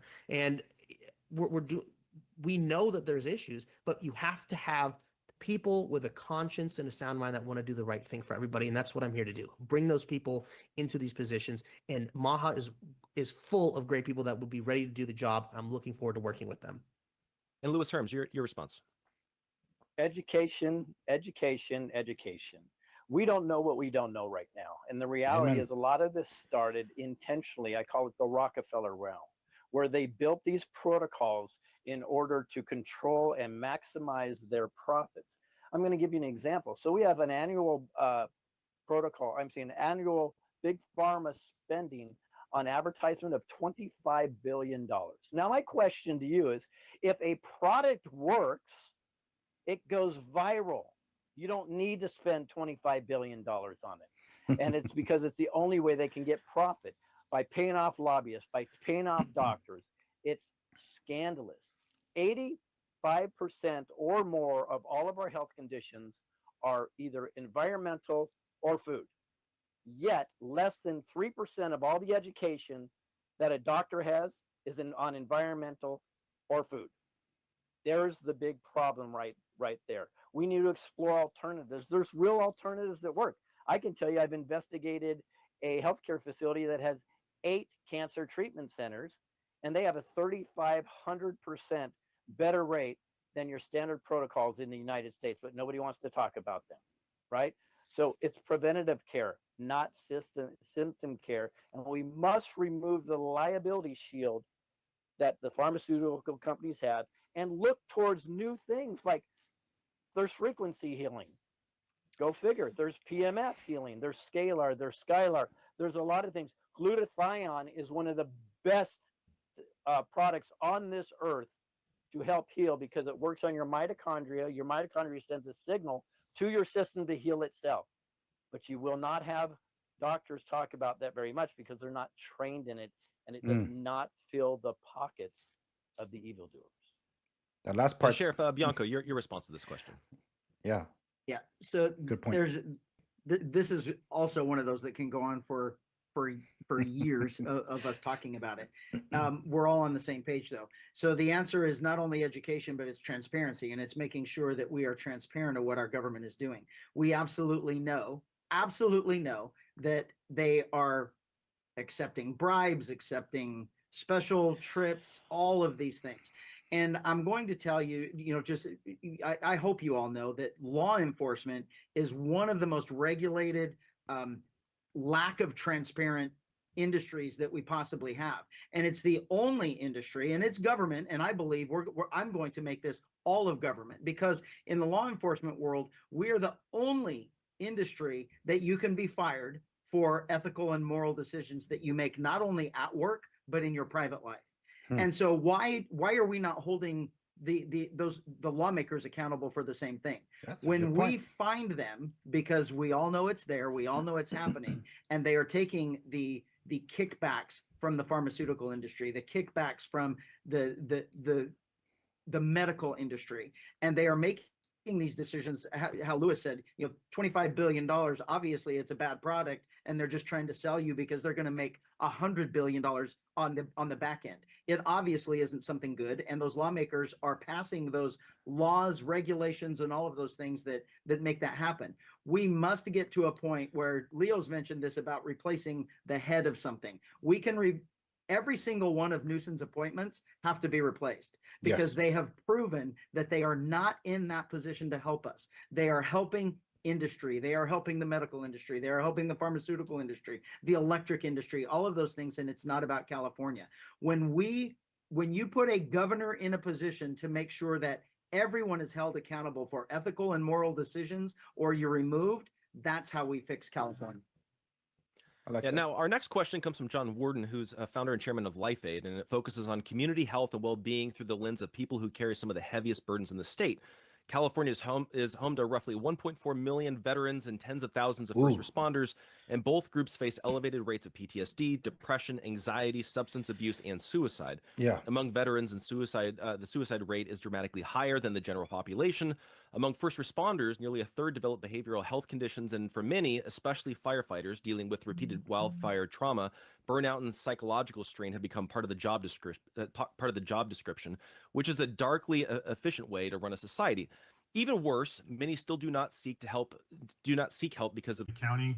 I've been involved in military, veteran, and first responder resilience and readiness for the past 17 years. According to the NIH and CDC data, California is home to the second largest veteran population in the country. We face a significant crisis regarding veteran and first responder suicide and mental health, with suicide rates among veterans and first responders notably higher than the state's general population, exceeding in the line of duty deaths. Despite this high mental health need, a UCLA study found that 46% of our veterans do not receive adequate mental health care. Where did we go wrong, and what are you going to do to fix it? So, Sheriff Bianco, we'll start with you. And what concrete steps would you take to expand mental health, addiction recovery, and community support resources for veterans and first responders? And how would you break through the barriers that keep so many from getting help before the damage becomes irreversible? YouTube, I hope you're This is still one of with those me. things where do you want someone that talks about it or someone that's already done it? And Mm. being in the first responder realm, and especially a leader of law enforcement, we know that this is one of our biggest drivers with PTSD and suicides and all of those things that are harming our workers. And that stigma is huge. So a leader removes that stigma by making sure that the people that it affects have the ability to not only get the treatment, but also there's the stigma is just that there's going to be some type of a consequence, whether it be embarrassment or whether it be job action or something like that. And when people will know that that is no longer there, that's no longer real, that's not a reality, they are more than willing to go for that. So in my agency, we went from 0 mental health issues or care for our deputies to, with me, we have 100% mental health care, and for not only our employee, but for their kids and their spouse, because we also know that the trauma that they take home from the PTSD also affects their spouse and their children. So we have made sure that our entire department and their spouses get the health care that they need. But it goes further than that. It's not only with our first responders and our military. It's not just the PTSD that they are suffering. It's their ability physically to not be able to deal with it outside of medications. We don't need the psychedelics. We don't need all of those things. What we need is a whole system approach to making them healthy, and that includes not only physical exercise, physical training, but mental health care, and it all goes back to food. We are able to manage our mental health systems of our body by the intake of food and what we are putting into it. And we are realizing that whether it's bad food or cigarettes or tobacco or alcohol or drugs, that is creating the system that we're in also, as our employees and our military personnel are trying to deal with that trauma. We absolutely must start caring about them. We absolutely, and it's a small percentage of people. Law enforcement and our first responders are not a big area of the population, and they are the ones that need the help to make sure, because of the trauma, the help that they need to make sure we stop this unbelievable cycle of suicides in both of those two industries. I got a couple of stories to Leo, share. Zacky, your response. Well, there's a lot of things that we can do to help our veterans, and it doesn't. I would appreciate Leo, but I do have to chime in here because I can't just let the whole stream run. Otherwise, you could have just tuned into the other one. So this is a topic that's very near and dear to my heart, especially because a buddy of mine wanted to make a difference after he served his time in the armed forces. He purposely chose to serve at the VA. And as someone that's had to deal with a lot of the homeless in Los Angeles, I've personally volunteered at some of the homeless kitchens there, especially in Skid Row. Some of that stuff that James O'Keefe has covered, it's those confrontations. That's nothing new. That's nothing new. It's been going on for decades, because of the stuff that runs through Skid Row, and as our homeless are on the streets and they're not being treated and not being cared for. There's this incident that happened over the weekend in Louisiana. I believe it was Louisiana. I don't remember the name of the city, however. And this was carried out by a, I believe it's National Guardsman. It was the reading of the names today of all the victims. Nearly all the victims that were that passed away were children. His children. This killing took over a couple of blocks or a couple of houses. Apparently, he had some mental break before, and there were concerns about this. He shot the mother of his children. She's expected to survive. He shot and killed 7 to 8 of his children. I think there was another one that survived, and another one I think it was a cousin. These examples, unfortunately, are too many. And I actually covered it on my of housing and homelessness episode that I've done for my show, and in it I highlight this emotional moment where law enforcement were able to arrange for this homeless veteran on a wheelchair that was on Venice Beach, and they were able to get him housing at the VA in Wilshire Boulevard. He didn't even last a week there. He went back to the street because he felt at home on the streets. And this is after the police that wanted to do so much, and they were in tears, taking and finally finding a home because it meant so much to them, because especially they have family that serve. But here's another thing, because I have friends that are first responders. They told me the story. Some of them worked as EMTs, having to try to save the life of an infant child or a baby too, and having to die on the way to the hospital. Or what happened with the fires last year. That's what really brought home to me the trauma that our firefighters face in what they dealt with, especially the PTS that they ran into because of what happened here in Los Angeles. This was a having to try to put the fires out of your own home. Man, I can't even. What can I tell you? I have buddies of mine sending me videos when they were surrounded the first night, surrounded by flames, and thinking that was the end. It was a Tuesday. I don't forget. It was Tuesday night. There was the Eat on Fire in Altadena. So it's I did not know how prevalent this was until these things were highlighted to me, because no one brought this up to me. So the shame that was referred to, I think that's what that means. The shame. I'm very conscientious of that when it comes to our veterans, but I wasn't as conscientious of that for our first responders. The police, yes, the thin blue line for sure, but I didn't think about that when it came to our firefighters. Maybe our EMTs and ambulance, because they have to deal with this kind of trauma on a daily basis. You have to deal with blood and gore and all that. So I learned a lot. Let's chime back into the thing here as Steve is answering the question. We're using techniques that put people in danger in direct context that can just be completely removed if we did it like some other countries do. We're supposed to be the technology capital of the world, but when it comes to that particular era of firefighting, we are absolutely like in the dark ages. So that's something specific that we can change there. With veterans, I think it's a good example of how I see this job as governor. You don't do everything yourself. Like all my years in, whether it's in business or anything else, you only get things done to the extent that you find great people, great teams, and you put them in place and give them a clear direction and hold them accountable for that. So when it comes to veterans, I've been working with retired Major General Eldon Regwa, who is putting in place our plans to completely transform how we take care of veterans in this state. We've already started with the first set of plans focusing on the financial aspect. We're going to be removing our veterans from property tax and income tax on their retirement, that as many other states do. And there's more to come. And this is how I see it. We're going to put people in charge of our Veterans Department and the whole system who are veterans, who understand, because they're in touch with the veterans community all the time and hear all the issues that you're talking about. And I've heard it directly from veterans as well. And we're going to completely change the way we take care of them in California. It's our obligation to do that after they've done so much for us. Yeah, and Lewis Herms, your thoughts? Well, as a father of 3 vets, this is near and dear to my heart. I have 3 veterans, 2 Marines, 1 airman, and I've had these long conversations with them. One of the biggest challenges that I would say are out there is lack of accelerated access. We must have accelerated access to the systems that can help prevent suicide, depression, PTSD. I heard talk about food. Yes, food and exercise are paramount.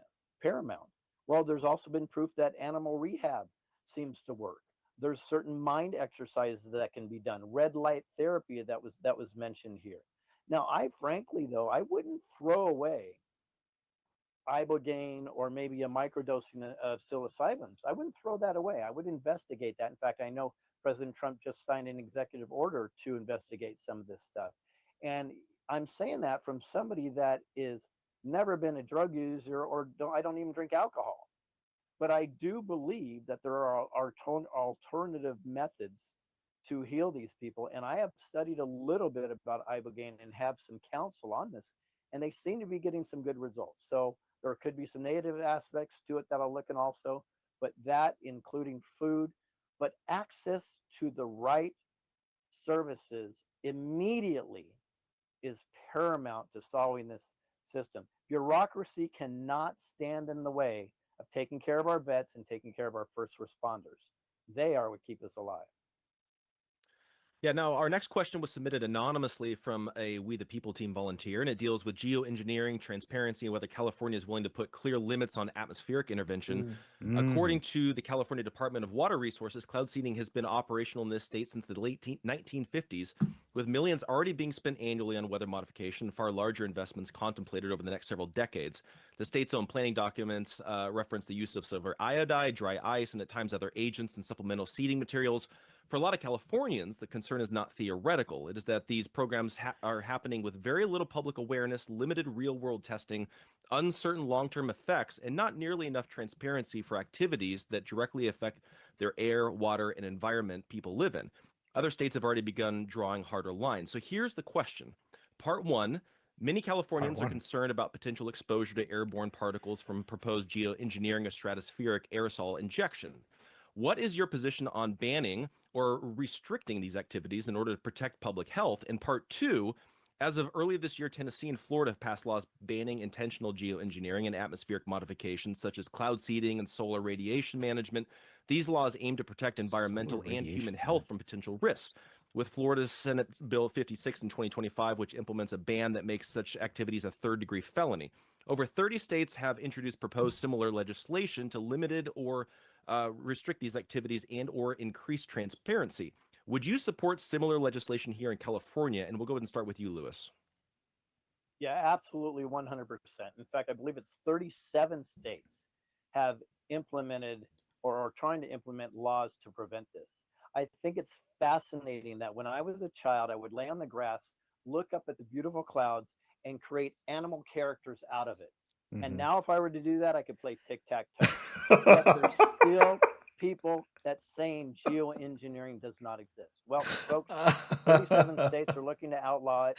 If Lee Zeldin actually is doing a full investigation in this, folks, I think it exists, and it does. I've been studying this for a long time. I was called a conspiracy theorist when I did videos and documentaries on this 6 years ago. There's barium, there's aluminum, there's strontium that are in there. The monarch butterflies in some places are down 75%. The bee population is down 50%. No bees, we don't survive. This is an epic issue, and we need to be on top of it as much as we possibly can. And I'm going to go as far as saying not only will I ban it, I will, as the commander-in-chief of California, you have access to the Air National Guard. I will send the Air National Guard up with F-16s to bring a plane down so we can have a full investigation with that pilot and investigate that plane to see what's going on. Unless they can prove that this is for our true health, there will be heavy consequences for this. This is a real issue, and we can't pretend it's not anymore. Whoa. Yeah, Leo Zacky, your response. Well, it's a damn good thing that Tennessee and Florida have done that, and other states are looking into it. I mean, it's no secret that these chemicals are in there, but they're also salting the earth. They're poisoning the soil. They're killing that that healthy living soil that we so desperately need to provide that healthy food. And it's putting all these chemicals into the air that we're breathing into our lungs and we're taking in, and it's just poison. There's no doubt about it. This is all very real. And, when I, meet with people like, Palmer Luckey, who's, running up Andril, right? And he's all about cloud seeding. I'm just like, this is concerning. Why are we messing with nature? Like, do not F with Mother Nature, because the consequences are always vast and unforeseen. Watch Snowpiercer. Cultivate the water and that we need here in California. We could capture it by just investing in infrastructure, making smart decisions, building out the irrigation that we need to provide the water for the farms, where we don't need to do this cloud seeding. We don't need to do it anyways, but we're doing it because there is a financial incentive attached to it. And when you have health side effects that stem from it, from the same companies that are making these chemicals that are getting out into the air, that we're breathing, that we're ingesting, that they're then turning around and selling us the cure, it's all cyclical, and it's by design to kill us and keep us down. There is a real concern for health when it comes to what's going on and what's coming out of the exhaust of airplanes, or if it's just being intentionally sprayed up there. There's a difference between a condensation trail and a chemtrail. Condensation trails evaporate relatively quickly. Chemtrails persist for a very long time, and you'll see clouds and weather patterns change because of it. So it's no secret to that. I mean, it's conversations like this and talking about, the health of people's well-being and their own choice. And when you have people spraying stuff in the air, you don't have that bodily autonomy. These are the conversations that, are the reason why people like Dr. Robert Malone have endorsed me, because I see the whole spectrum of what's going on, and being able to outlaw this and stop this is paramount for health, for everybody, but also for our food security and being able to thrive as a people. We should not be messing with Mother Nature in that regard. Sheriff Bianco, how would you deal with this issue? Very similar to the others, although we have to also be realistic. There's nothing that a governor can do about cloud seeding and about what we are seeing with chemtrails. Federal airspace starts at 1,200 feet. We can't control those planes that are up there. The federal government has to do that. The federal government has to stop it. Yes, I agree with Florida and the other states that have come up with regulations or rules that ban it, but it's theater in nature because they can't actually stop it. If they could, they would no longer exist in Florida, and yet they do, because the federal government controls the federal airspace, and we have to start being louder about what's happening. But the reality is, talking about the cloud seeding and everything else, this is the hypocrisy that it really isn't about water, and it's not about weather manipulation in California, because even if we got more rain, all of our rainwater or our snowpack is directed out to the ocean anyway. This is not about water. It's not about that. This is the arrogance. It's a combination of the arrogance of government trying to believe that we can control the earth and the temperature of the earth when we can't. No one has ever denied that climate change was there, because it always has been. All throughout history, there is scientific evidence of climate change, but it is not caused by the human population. Amen. It's the arrogance of humans and then the control that humans want to make money that we are venturing into these passive green and solar and all of these things, renewables and all of this garbage that is all about a money grab. We have to get to a point where we're being honest. Government is not being honest. As a governor, I can promise that we will be more transparent and honest than at ever time in our history. But we have to get to the realization that if we have scientists that are saying that these chemicals are dangerous and cause cancer, why are we putting them in the sky to fall down upon our crops, to fall down upon us as we're just out and about? There is a much more sinister thing than what we believe, and we just have to realize that we have to start taking control of our health. We have to start caring about the health of our kids, the future of California, and California has to be first outside of the U.S. All right, Yeah, now, Steve Hilton, what's your response? So this is another example of where we've just had years and years and years of people just being told, don't believe your lying eyes, and just being blown off by the experts and said, and told that they're conspiracy theorists, just as we were discussing earlier in relation to a few of the other topics. And it's got to stop. And we've got to treat people like adults, and other states are doing it, and we're not in California. And so the first step has to be, I mean, the word's been mentioned a lot, a real investigation. So I haven't seen anything coming out of Lee Zeldin. We got to do that here. I mean, you hear you all over the state, you see reports of planes taking off from here. In Orange County, you hear that all the time, and up and down the state, and doing this stuff. So what is going on? Who's paying for it? What's the purpose? What's happening? We've got to be told. So step one is an independent investigation that's fast.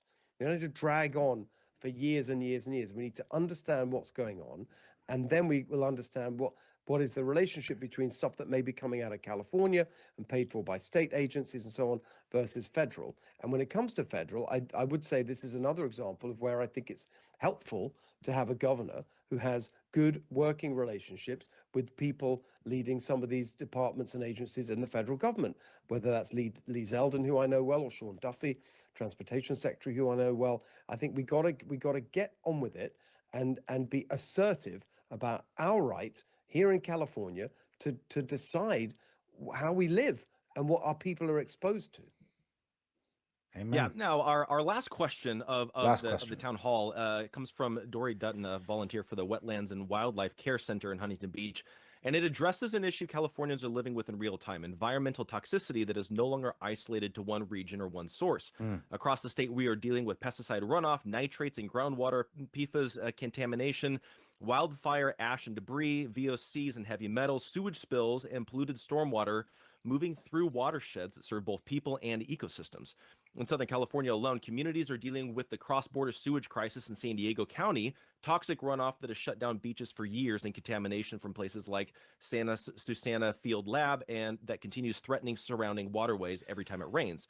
So Dory Dutton asks, as governor, how would you prioritize funding and policy changes to strengthen water system resilience, ensure faster response, and improve maximum containment level for both large urban and small rural systems, protect municipal and designated supply sources, and better integrate recycled water and stormwater while safeguarding public health and ecosystems? And we'll go ahead and start I with you, hope they Leo Zacky. mentioned the thing that happened in San Diego over the weekend. Well, there's a lot that can be done with Sewage. water, and when it comes to making sure that the health of everybody is out there is being protected, it's again the people that are in charge, the board members of the water board and the Cal EPA. Those are people that the governor can appoint. Those are all people that need to be implemented, that are of the same mindset and want to do the right thing for people, protecting the environments, not from a a fanciful standpoint, but from a legitimate. These have dire consequences. How can we limit and do away with the poisons that are entering the system? When here in Los Angeles, the cleanup has been unbelievably slow when it comes to getting all the fire debris cleaned up, and we keep having rains and it keeps washing out to the sea, and now we have this toxic island. It's floating off the coast, and I don't dare go in the water because it's not safe. And we're not preventing the wildfires. We're not being efficient in our cleanup. We're not making sure that there are protocols in place. We have a lot of water that falls on California every year, but we don't capture it, whether it comes in the form of snowpack, whether it comes in the form of rainfall. We're not utilizing it. We're not harnessing it. We need to build dams. We need to build reservoirs. The opposite of what Gavin We need to Newsom's not be done. having things like the Madeira bypass shuttling all this water out to the sea that we could Trillions actually of use and gallons. inject into the groundwater to raise the water tables, to store in the aquifers, or just to direct it to farm use or into other newly built reservoirs that are in place. Things like fluoride being put into the water. I mean, these are mandated. So as long as the government is funding it, and as governor, I can control the budget, we can stop the funding so it stops poisoning the water. It's a known neurotoxin. It's already been discussed and deliberated upon. That needs to stop going in there. There's just a whole host of things that we can do. But again, it's about having people that understand the real brevity of the situation and the depth and all the extreme circumstances that and fallout from it that need to be installed in these positions that can do the right thing for people. And that's what I'm here to do. I'm here to work with great people who have this understanding that can make sure that we have healthy environment for everybody, not just the people, but for the places that we live and enjoy. And Steve Hilton, your response. So this is just one of those examples of how insane things have gotten in California. We have so much environmental regulation of one kind or another. You've got all these agencies, you've got CARB, you've got pesticide regulation, you've got State Water Resources Control Board, you've got endless bureaucracies, so, massively consuming more of our taxpayer money, and a bunch of it is going into fraud, as we've seen, and they're imposing all these costs and hassle and headache and giving us the worst business climate in the country. So all of this sprawling regulation, particularly in the area of the environment, and yet people feel that the environment is actually getting worse and we're not being protected.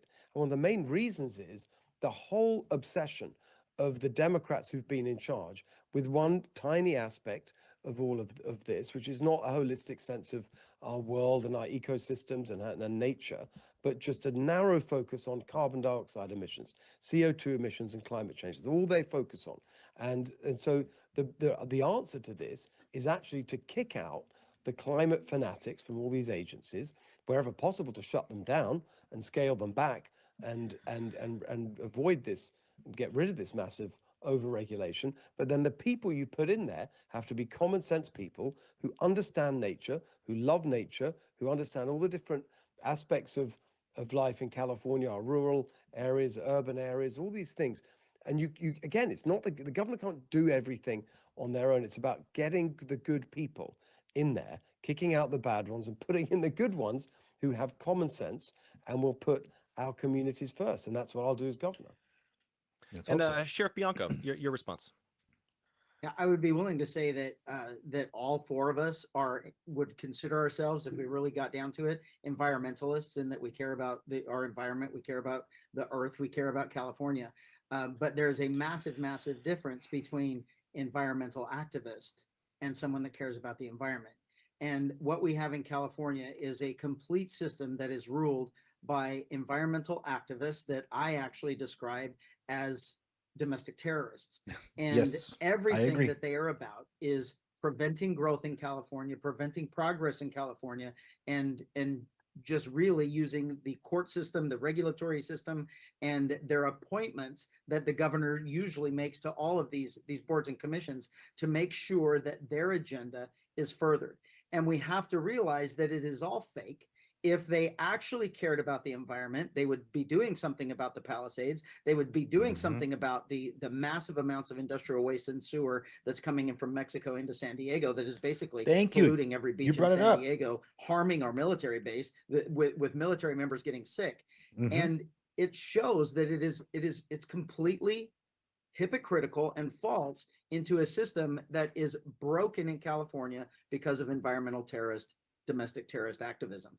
And all of that has to be removed. We have to get to a place where we realize that it is common sense on how you deal with our water issue. We have a government control of our water. We don't have a water issue. We've never had a water issue in California. We have to build massive amounts of reservoirs and dams. When you do that and you supply the farming community with 100% of the water they need, we no longer need the pesticides. We no longer need all of these things. You let our ranching community go. So we have regenerative farming. We have the environment building its way naturally. We don't get into doctors and educational people telling us how to operate, because farmers and ranchers know how to best manage their industry more so than anyone else, or they would go out of business. Their livelihoods would be stopped. The water issue is easy. Build the reservoirs and dams, 100% of the water to our farmers. When that happens, the aquifers naturally fill. We fill those things up, but then we cannot ignore any longer that we have water from Mexico all the way to Oregon. We have to build desalination plants to. Very good. I'll end there. Now, yeah, well, we'll go ahead and throw it over to Lewis Herms for your thoughts. Sure. So I think, again, this comes down to education. We have to understand the big global warming climate change hoax. When I was younger, it was the coming ice age, and then it was global warming. And because neither of that stuff worked out, now it's just climate change. All in all, while you have Al Gore and some of the Hollywood types that have been pushing this agenda, flying their jets across the planet, spewing more carbon than you could possibly imagine any human could do within a lifetime. But it's the hidden hand trick. So we're all focusing on something that is unseen that we have to repair, when there's a lot of things that we can repair right now. How about something nobody talks about? There's a great Pacific garbage patch. It's twice the size of Texas in the Pacific Ocean. Really? Just plastics and microplastics just polluting the ocean. And guess what? There are solid solutions for that. Twice the size of Texas. Really? But there's great solutions. I've investigated a system where we can actually take the landfills, convert them into energy for 60% less than we're paying right now, with a 97.5% reduction from the landfill itself. Even puts out potable water, and it puts out a fantastic fertilizer. There's SMR technology, small modular reactors that we can put underground and use the existing grid. We must create clean water protocols. It's imperative. But we also must be able to randomly access and test them. Fluoride is real. Yes. Deuterium is something I mentioned that we have to look into. You guys go educate yourself on deuterium. But massive testing is important. Now, to solve the water problem, there's several ideas that I heard here. I've also talked to a gentleman, Richard Lee, that has proposed something amazing. It's called Lake Ottacelli. And it's amazing how much water that we can capture in California that will feed the rest of California for pennies on the dollar. And we won't have to access the Colorado River, which means we can get the states in a country that use the Colorado River to help us finance that project. So there are great solutions. Appreciate that. Interesting. Yeah. Well, and I just want to say, in closing as well, I appreciate each and every one of you guys for joining us and being a part of this. And we just intentionally wanted to set this up as a town hall to where we could just hear your guys' thoughts. And I appreciate all the detail that each of you guys went into. I want to close out, and I'll give you guys each 60 seconds, and we'll go around the horn. We'll go in alphabetical order to make it as fair as we possibly can. But I want to hear your guys' pitch to everybody that's watching this on why they should vote for you for governor. And if they do want to get involved or support you, how they can do that. Let's start with you, Sheriff Bianco. Let's go. You're muted. Oh, you're muted right now. Yeah, thank you. I completely understand where California is absolutely sick of government. And not only are we sick of government, we're sick of politicians, we're sick of the dishonesty, we're sick of the lies, and we're sick of the what we know is the corruption and the money that's going behind all of these things, not only in the homeless and the medical and all of those things, but in our health. And we have to start, what is more important than our health? And when are we going to stand up and be loud and be angry that we are being poisoned in the name of making somebody else money and making someone lifelong customers of the medical industry, which is also another reason that we haven't talked about yet, but with forced vaccines creating medical issues, you create a lifelong customer of the pharmaceutical industry. I'm going back to myself and just talking to you about my history. There's no medications, there's no alcohol, there's nothing for me. I've progressed from whole food to nothing but red meat and water. And I absolutely know, even the doctors have told me now, because we've gotten rid of cancer, that yeah, they know that that's possible, and we wouldn't have cancer if we would just stop eating carbs and the sugar that are fueling cancer. So we have to have someone in place that not only is willing to make the hard choices, and I have for the last 8 years as sheriff, but is also living it, completely living it, and is going to not only educate the rest of California, but make sure that we implement those things to keep us healthy and get us out of this medical environment that we've been forced into. Yeah, and Lewis Herms, your final thoughts. Yeah, I think you need a person that's an anti-politician, which I've already been dubbed the anti-politician, the we the people guy, because I've gone around the country for 6 years talking about all this stuff and fighting against these establishments. In fact, there's something called the SPLC, the Southern Poverty Law Center, that rates me #1 guy to go after in California for 3 years running. Why is that? Wow. Because I've been going deeply after Big Pharma. I've been going after corrupt governments, so on and so forth. So much Congratulations. so, on my true tours, I was poisoned not once, but twice on these tours because of the work that I'm doing. I Whoa. believe you need somebody that is willing to put it all on the line, but also has the protocols, the patience, and the mentality to get it done. I think you can find me at hermsforcali.com, hermsforcali.com. I think you'd be pleasantly surprised. And Steve Hilton, your final thoughts. So I just wanted to say, first of all, how much I've enjoyed this. It's been really, really great. I love the fact that we've all, had different perspectives, but very much on the same page. I think that's really encouraging for our state, for our party, for this whole agenda. It's really, and what a big change that now we in the Republican Party, we are the champions of all of these things that in the past might have been associated with other parties or other groups. I think that's really great progress. I think that what I'd like to say, I just also want to say how much I've enjoyed learning about everyone's, my colleagues' personal stories here, particularly Chad. We go at each other and we have these debates, but I really admire and respect what you've laid out in terms of your personal commitment. That's super interesting and inspiring, actually. I just want to say this perspective on it, give this perspective on it. Of course, there's the policy changes we want to make across all the issues we've discussed. We won't get to make them unless we actually win, unless we win elections, and we can do all this stuff. And I think that this agenda, the MAHA agenda, is one of the crucial ways we can win this year, because there's such a movement behind this in California. So many people, from the parents, from the farmers, there's so many people furious with what's going on. And if we lead the way on this, I think it will help us get that big victory in November. And Leo Zacky, your final thoughts.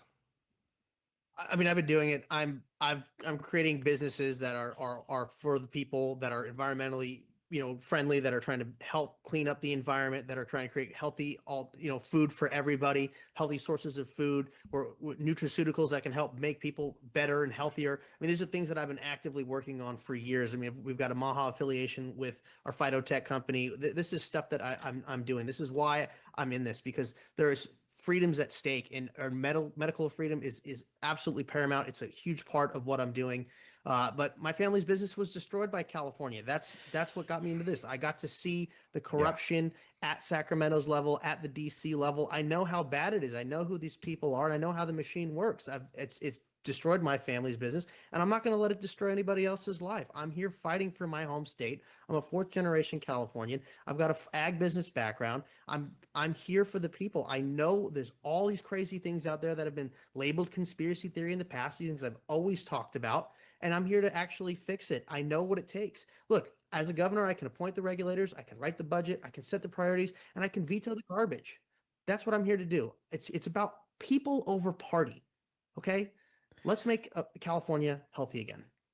I like that. Absolutely. And I just want to thank each of the candidates for being here tonight, being willing to step into a serious conversation on these issues that matter deeply to California families.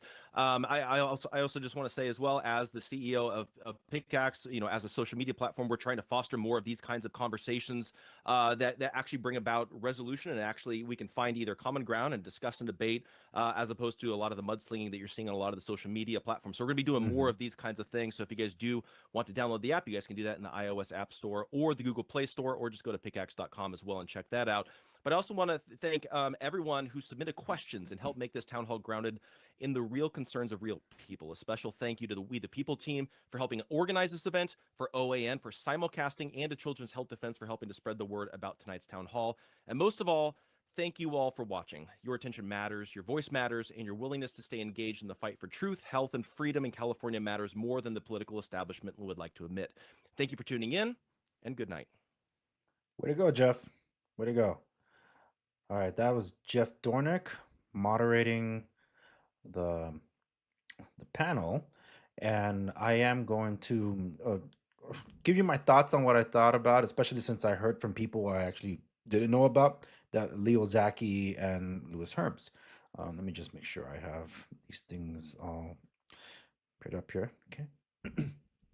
Oh, something else I'm going to test here too. I'm actually streaming from StreamYard, but I'm using Rumble Studio as a bridge, and I see comments. I can see the comments, but I don't know if I can make them appear on the screen. So let me give that a shot. I just clicked on the comment. I don't know if it highlights it anywhere. I guess that it highlights it just for me. So if it was a comment that I could control through StreamYard, I could see it. But the last comment is from Rennie Pink. Says Lewis Herms is the clear winner of the debate. He was the most informed and he had the best responses. NPP all the way. And just before that, from Planet Walker 798. Refreshing to hear candidates who are calling out much of the bull junk that goes on. Hope they are serious about cutting it off. Agree on including NPP for sure. So first off, thank you to everyone that tuned in. There was a large crowd, especially over on Rumble, that was tuning in. You guys are welcome to chime into the chat as long as it's on topic. And I see some dropped frames. It's a little sore on the eyes, but I hope the stream is playing better for you guys. So I do have a thing about California that I wanted to bring to your attention, but I will be giving it more attention in an upcoming episode. If I have time, it'll probably be Wednesday. If not Thursday, for sure. It's going to be about tax reassessment, what it is. And this is going to bring to your attention what is something called Proposition 19, a proposition that was passed by the voter because they didn't know what they were passing, and it was billed as something that was supposed to help wildfire victims. This was a few years ago. And all it did was destroy generational wealth.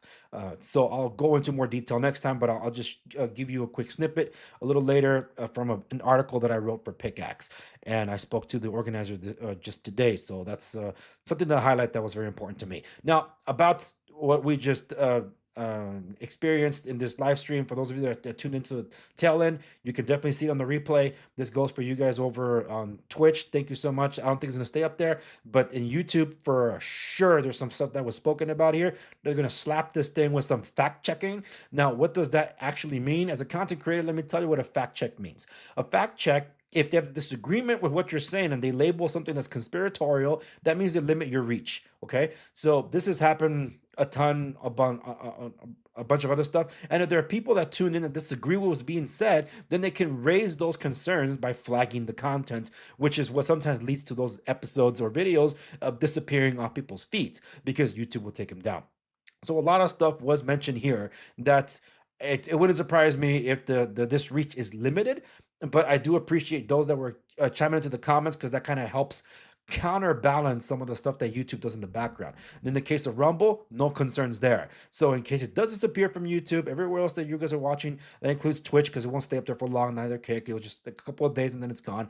Jump on over. YouTube, Rumble, not YouTube, Rumble, Ganji World, and Play TV. That's where it'll still stay up. I'm not doing anything Rumble Premium right now, which would have meant I would cut the feed for everybody else and just stick to Rumble. And for premium members only, not on this one. This one was very important. The information needed to get out there. That's why this is going to be an audio form across as many podcast distributors you can think of, and it's going to be up on video form for Spotify by tomorrow, because this is the kind of stuff that needs to get out there. The primary is the first week of June. I don't know if it's June 6th, when the first Tuesday, I think, but I'm going to be keeping an eye out. So Rini Pink over on YouTube, you mentioned something about the Independence. So let me read this for those that missed it. Independence 2, this is the first kind debate to include them. I like Lewis Herms.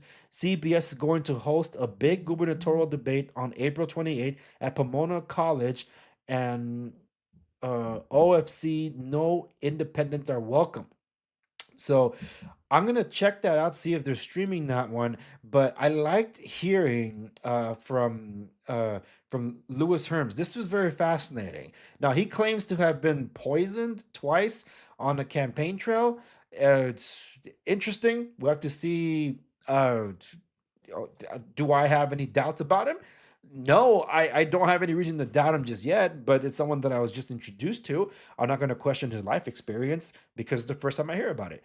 But he said a lot of things. He did come across as the most informed of them all. But what I liked about this panel is that you can definitely tell the experience of each of these backgrounds that they have. For example, Chad Bianco, first responders. He's the one I'm going to take at face value because he's been on this. He's been sheriff for 8 years in Riverside County. Okay. Yes, I have some concerns and issues with him, which is no less of the stuff that I have with Steve Hilton. Steve Hilton, he's a business owner, operator in the restaurant field. So he knows that the service industry is one that is highly regulated. He knows how difficult it is to make sure that you have repeat customers, and not to mention in the quality control of your offerings. So understanding how much more difficult it is in California, and how California basically is trying to make a hamburger flipping job, being able to pay for a family of 5 and a home, which makes no sense because that's why they keep raising the minimum wage and just putting them out of business. So like, how does that help them pay their stuff? So Steve Hilton does come from that background. The thing is, he comes across as the most politician of them all, mostly because, well, he's from the celebrity side. I think he still is a Fox News host. So he has the Steve Hilton show, and I think he has the podcast too. In addition to that, he does host regularly. An acquaintance that I have, she's from the Howard Jarvis Taxpayer Association. She's the vice president of communications there, and she does do his show in addition to the show that she does on KABC, which is 790 a.m. in Los Angeles. So I did feel that some of his responses were a little canned responses in that sense. It sounded a little too political, but when he spoke about stuff that he's really well knowledged on, I liked hearing what he had to say. In the case of Leo Zacky, someone that I wasn't familiar with, he was speaking from someone experienced with agriculture, and I could hear it. Like, this guy knows what he's talking about. I don't think it's so anecdotal. It makes a lot of sense because of just how much stuff is being put into our food. But I did hear and see some time ago an article post about how today's fruits and vegetables do not contain the same amount of minerals and vitamins as they would have, say, even 50 to 100 years ago. just because of how much stuff we put into our food and into our soil that's basically removed those healthy elements that our bodies need. So while yes, you're having, say, an organic tomato, odds are, depending on the soil, it wouldn't be the same as, say, an organic tomato 100 years ago under the same circumstances. So I don't think it's entirely anecdotal.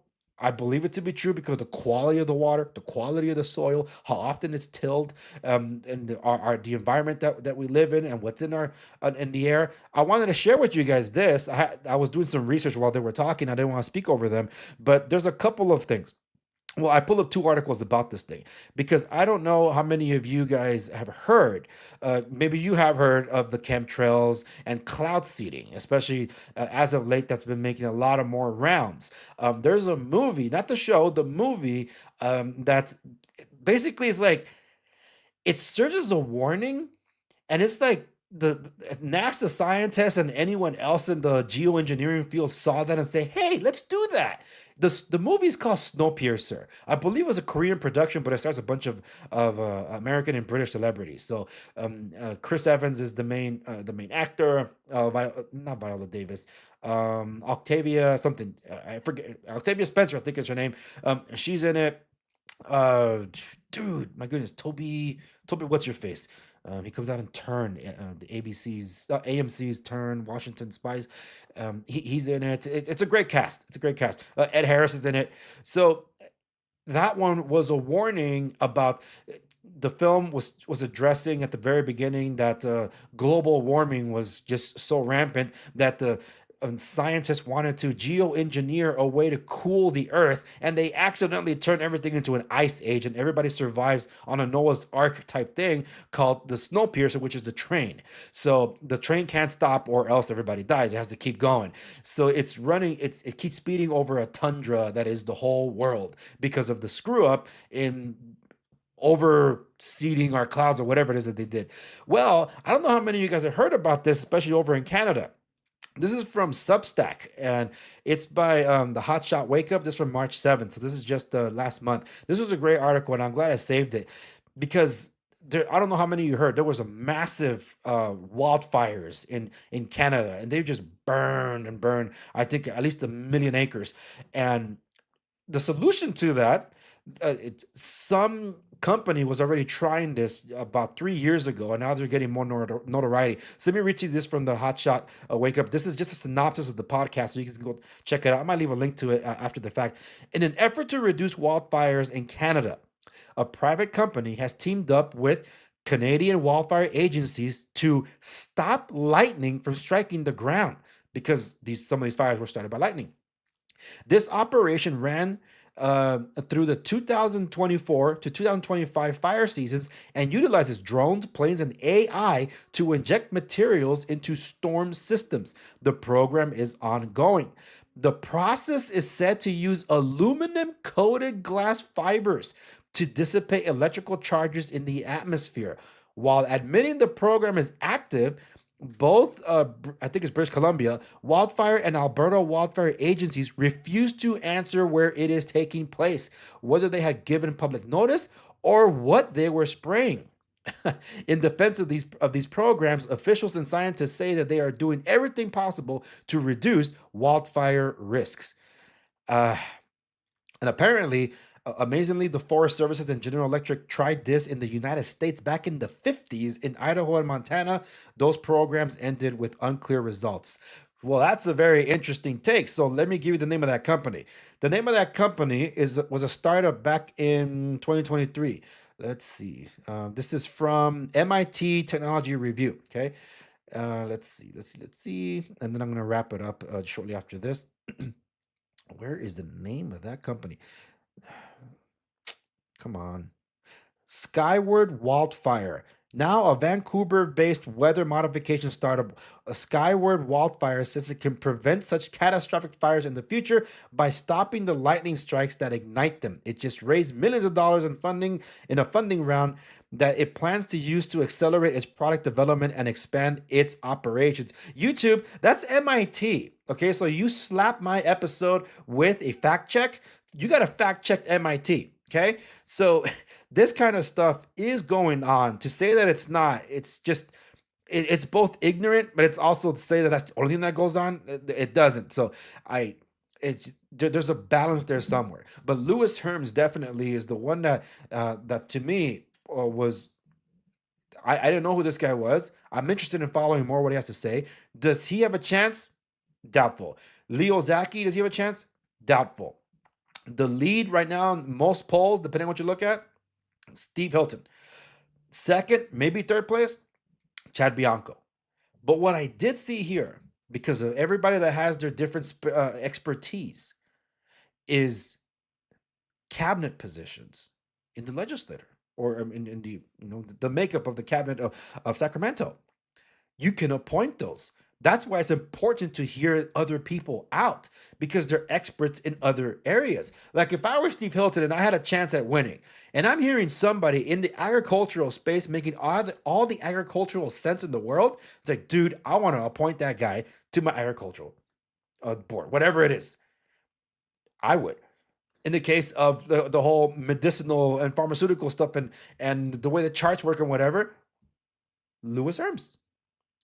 And anything having to do with what is it with respects to I'm getting messages here with respects to, oh my goodness, it's like first responders and things like that. Obviously Chad Bianco, obviously. Now Chad Bianco and Steve Hilton both have some concerns that I have, and I know that some conservative areas say they will not vote for them. It's like, what? It's like, so you would rather still have a Democrat running California? Then shut up. You shouldn't be complaining at all if you're sitting out this election, especially the primaries, when you can lock out the Dems, okay? But if you're sitting this one out because you have issues with them, it's like, we cannot count on you at all. You're the kind of neighbor that if you see my house on fire, will look the other way instead of trying to rush out to help. You would be an awful neighbor. It makes no sense. So that's all I got to say about that. I just want to thank you all for tuning in. This is the what I had mentioned that I wanted to share just real quick, and I'll talk about it in another episode for you guys to see. And why is it like that? It should be like this. Okay, there it is. Fixed Prop 19. That's Pickaxe. You can follow me on Pickaxe at the Andres Segovia. I am official there. I'm one of the founding members. I did leave a link in the show notes to accompany this episode, the description, and it'll be in the audio podcast. But I'm going to be diving deep into this in the next episode when I talk about the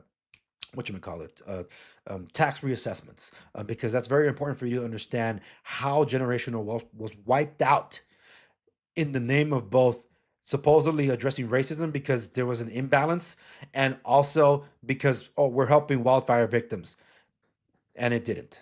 Not in that sense, especially when the program already existed. But you can definitely check that out. Follow me over on Pickaxe. To everybody else that have been watching, following, by all means, share this with those that you know that will benefit from this episode today. I appreciate you all taking the time to tuning into this whole thing, especially for those of you over on YouTube. I didn't expect that many from YouTube, especially how things been there lately. But believe me, I appreciate you all the same. Thank you so very much. Stay tuned, like, share, and subscribe to stay in the know. Follow me across the socials as it shows in the banner here down below at the Andres Segovia on X, Twitter _Andres Segovia. You can check out my affiliate links to find out products that I do use on the daily. And if you see something that you like and you purchase using my links, it helps keep the lights on. So thank you very much. And that's where I'll leave it. I'll see you in the next one.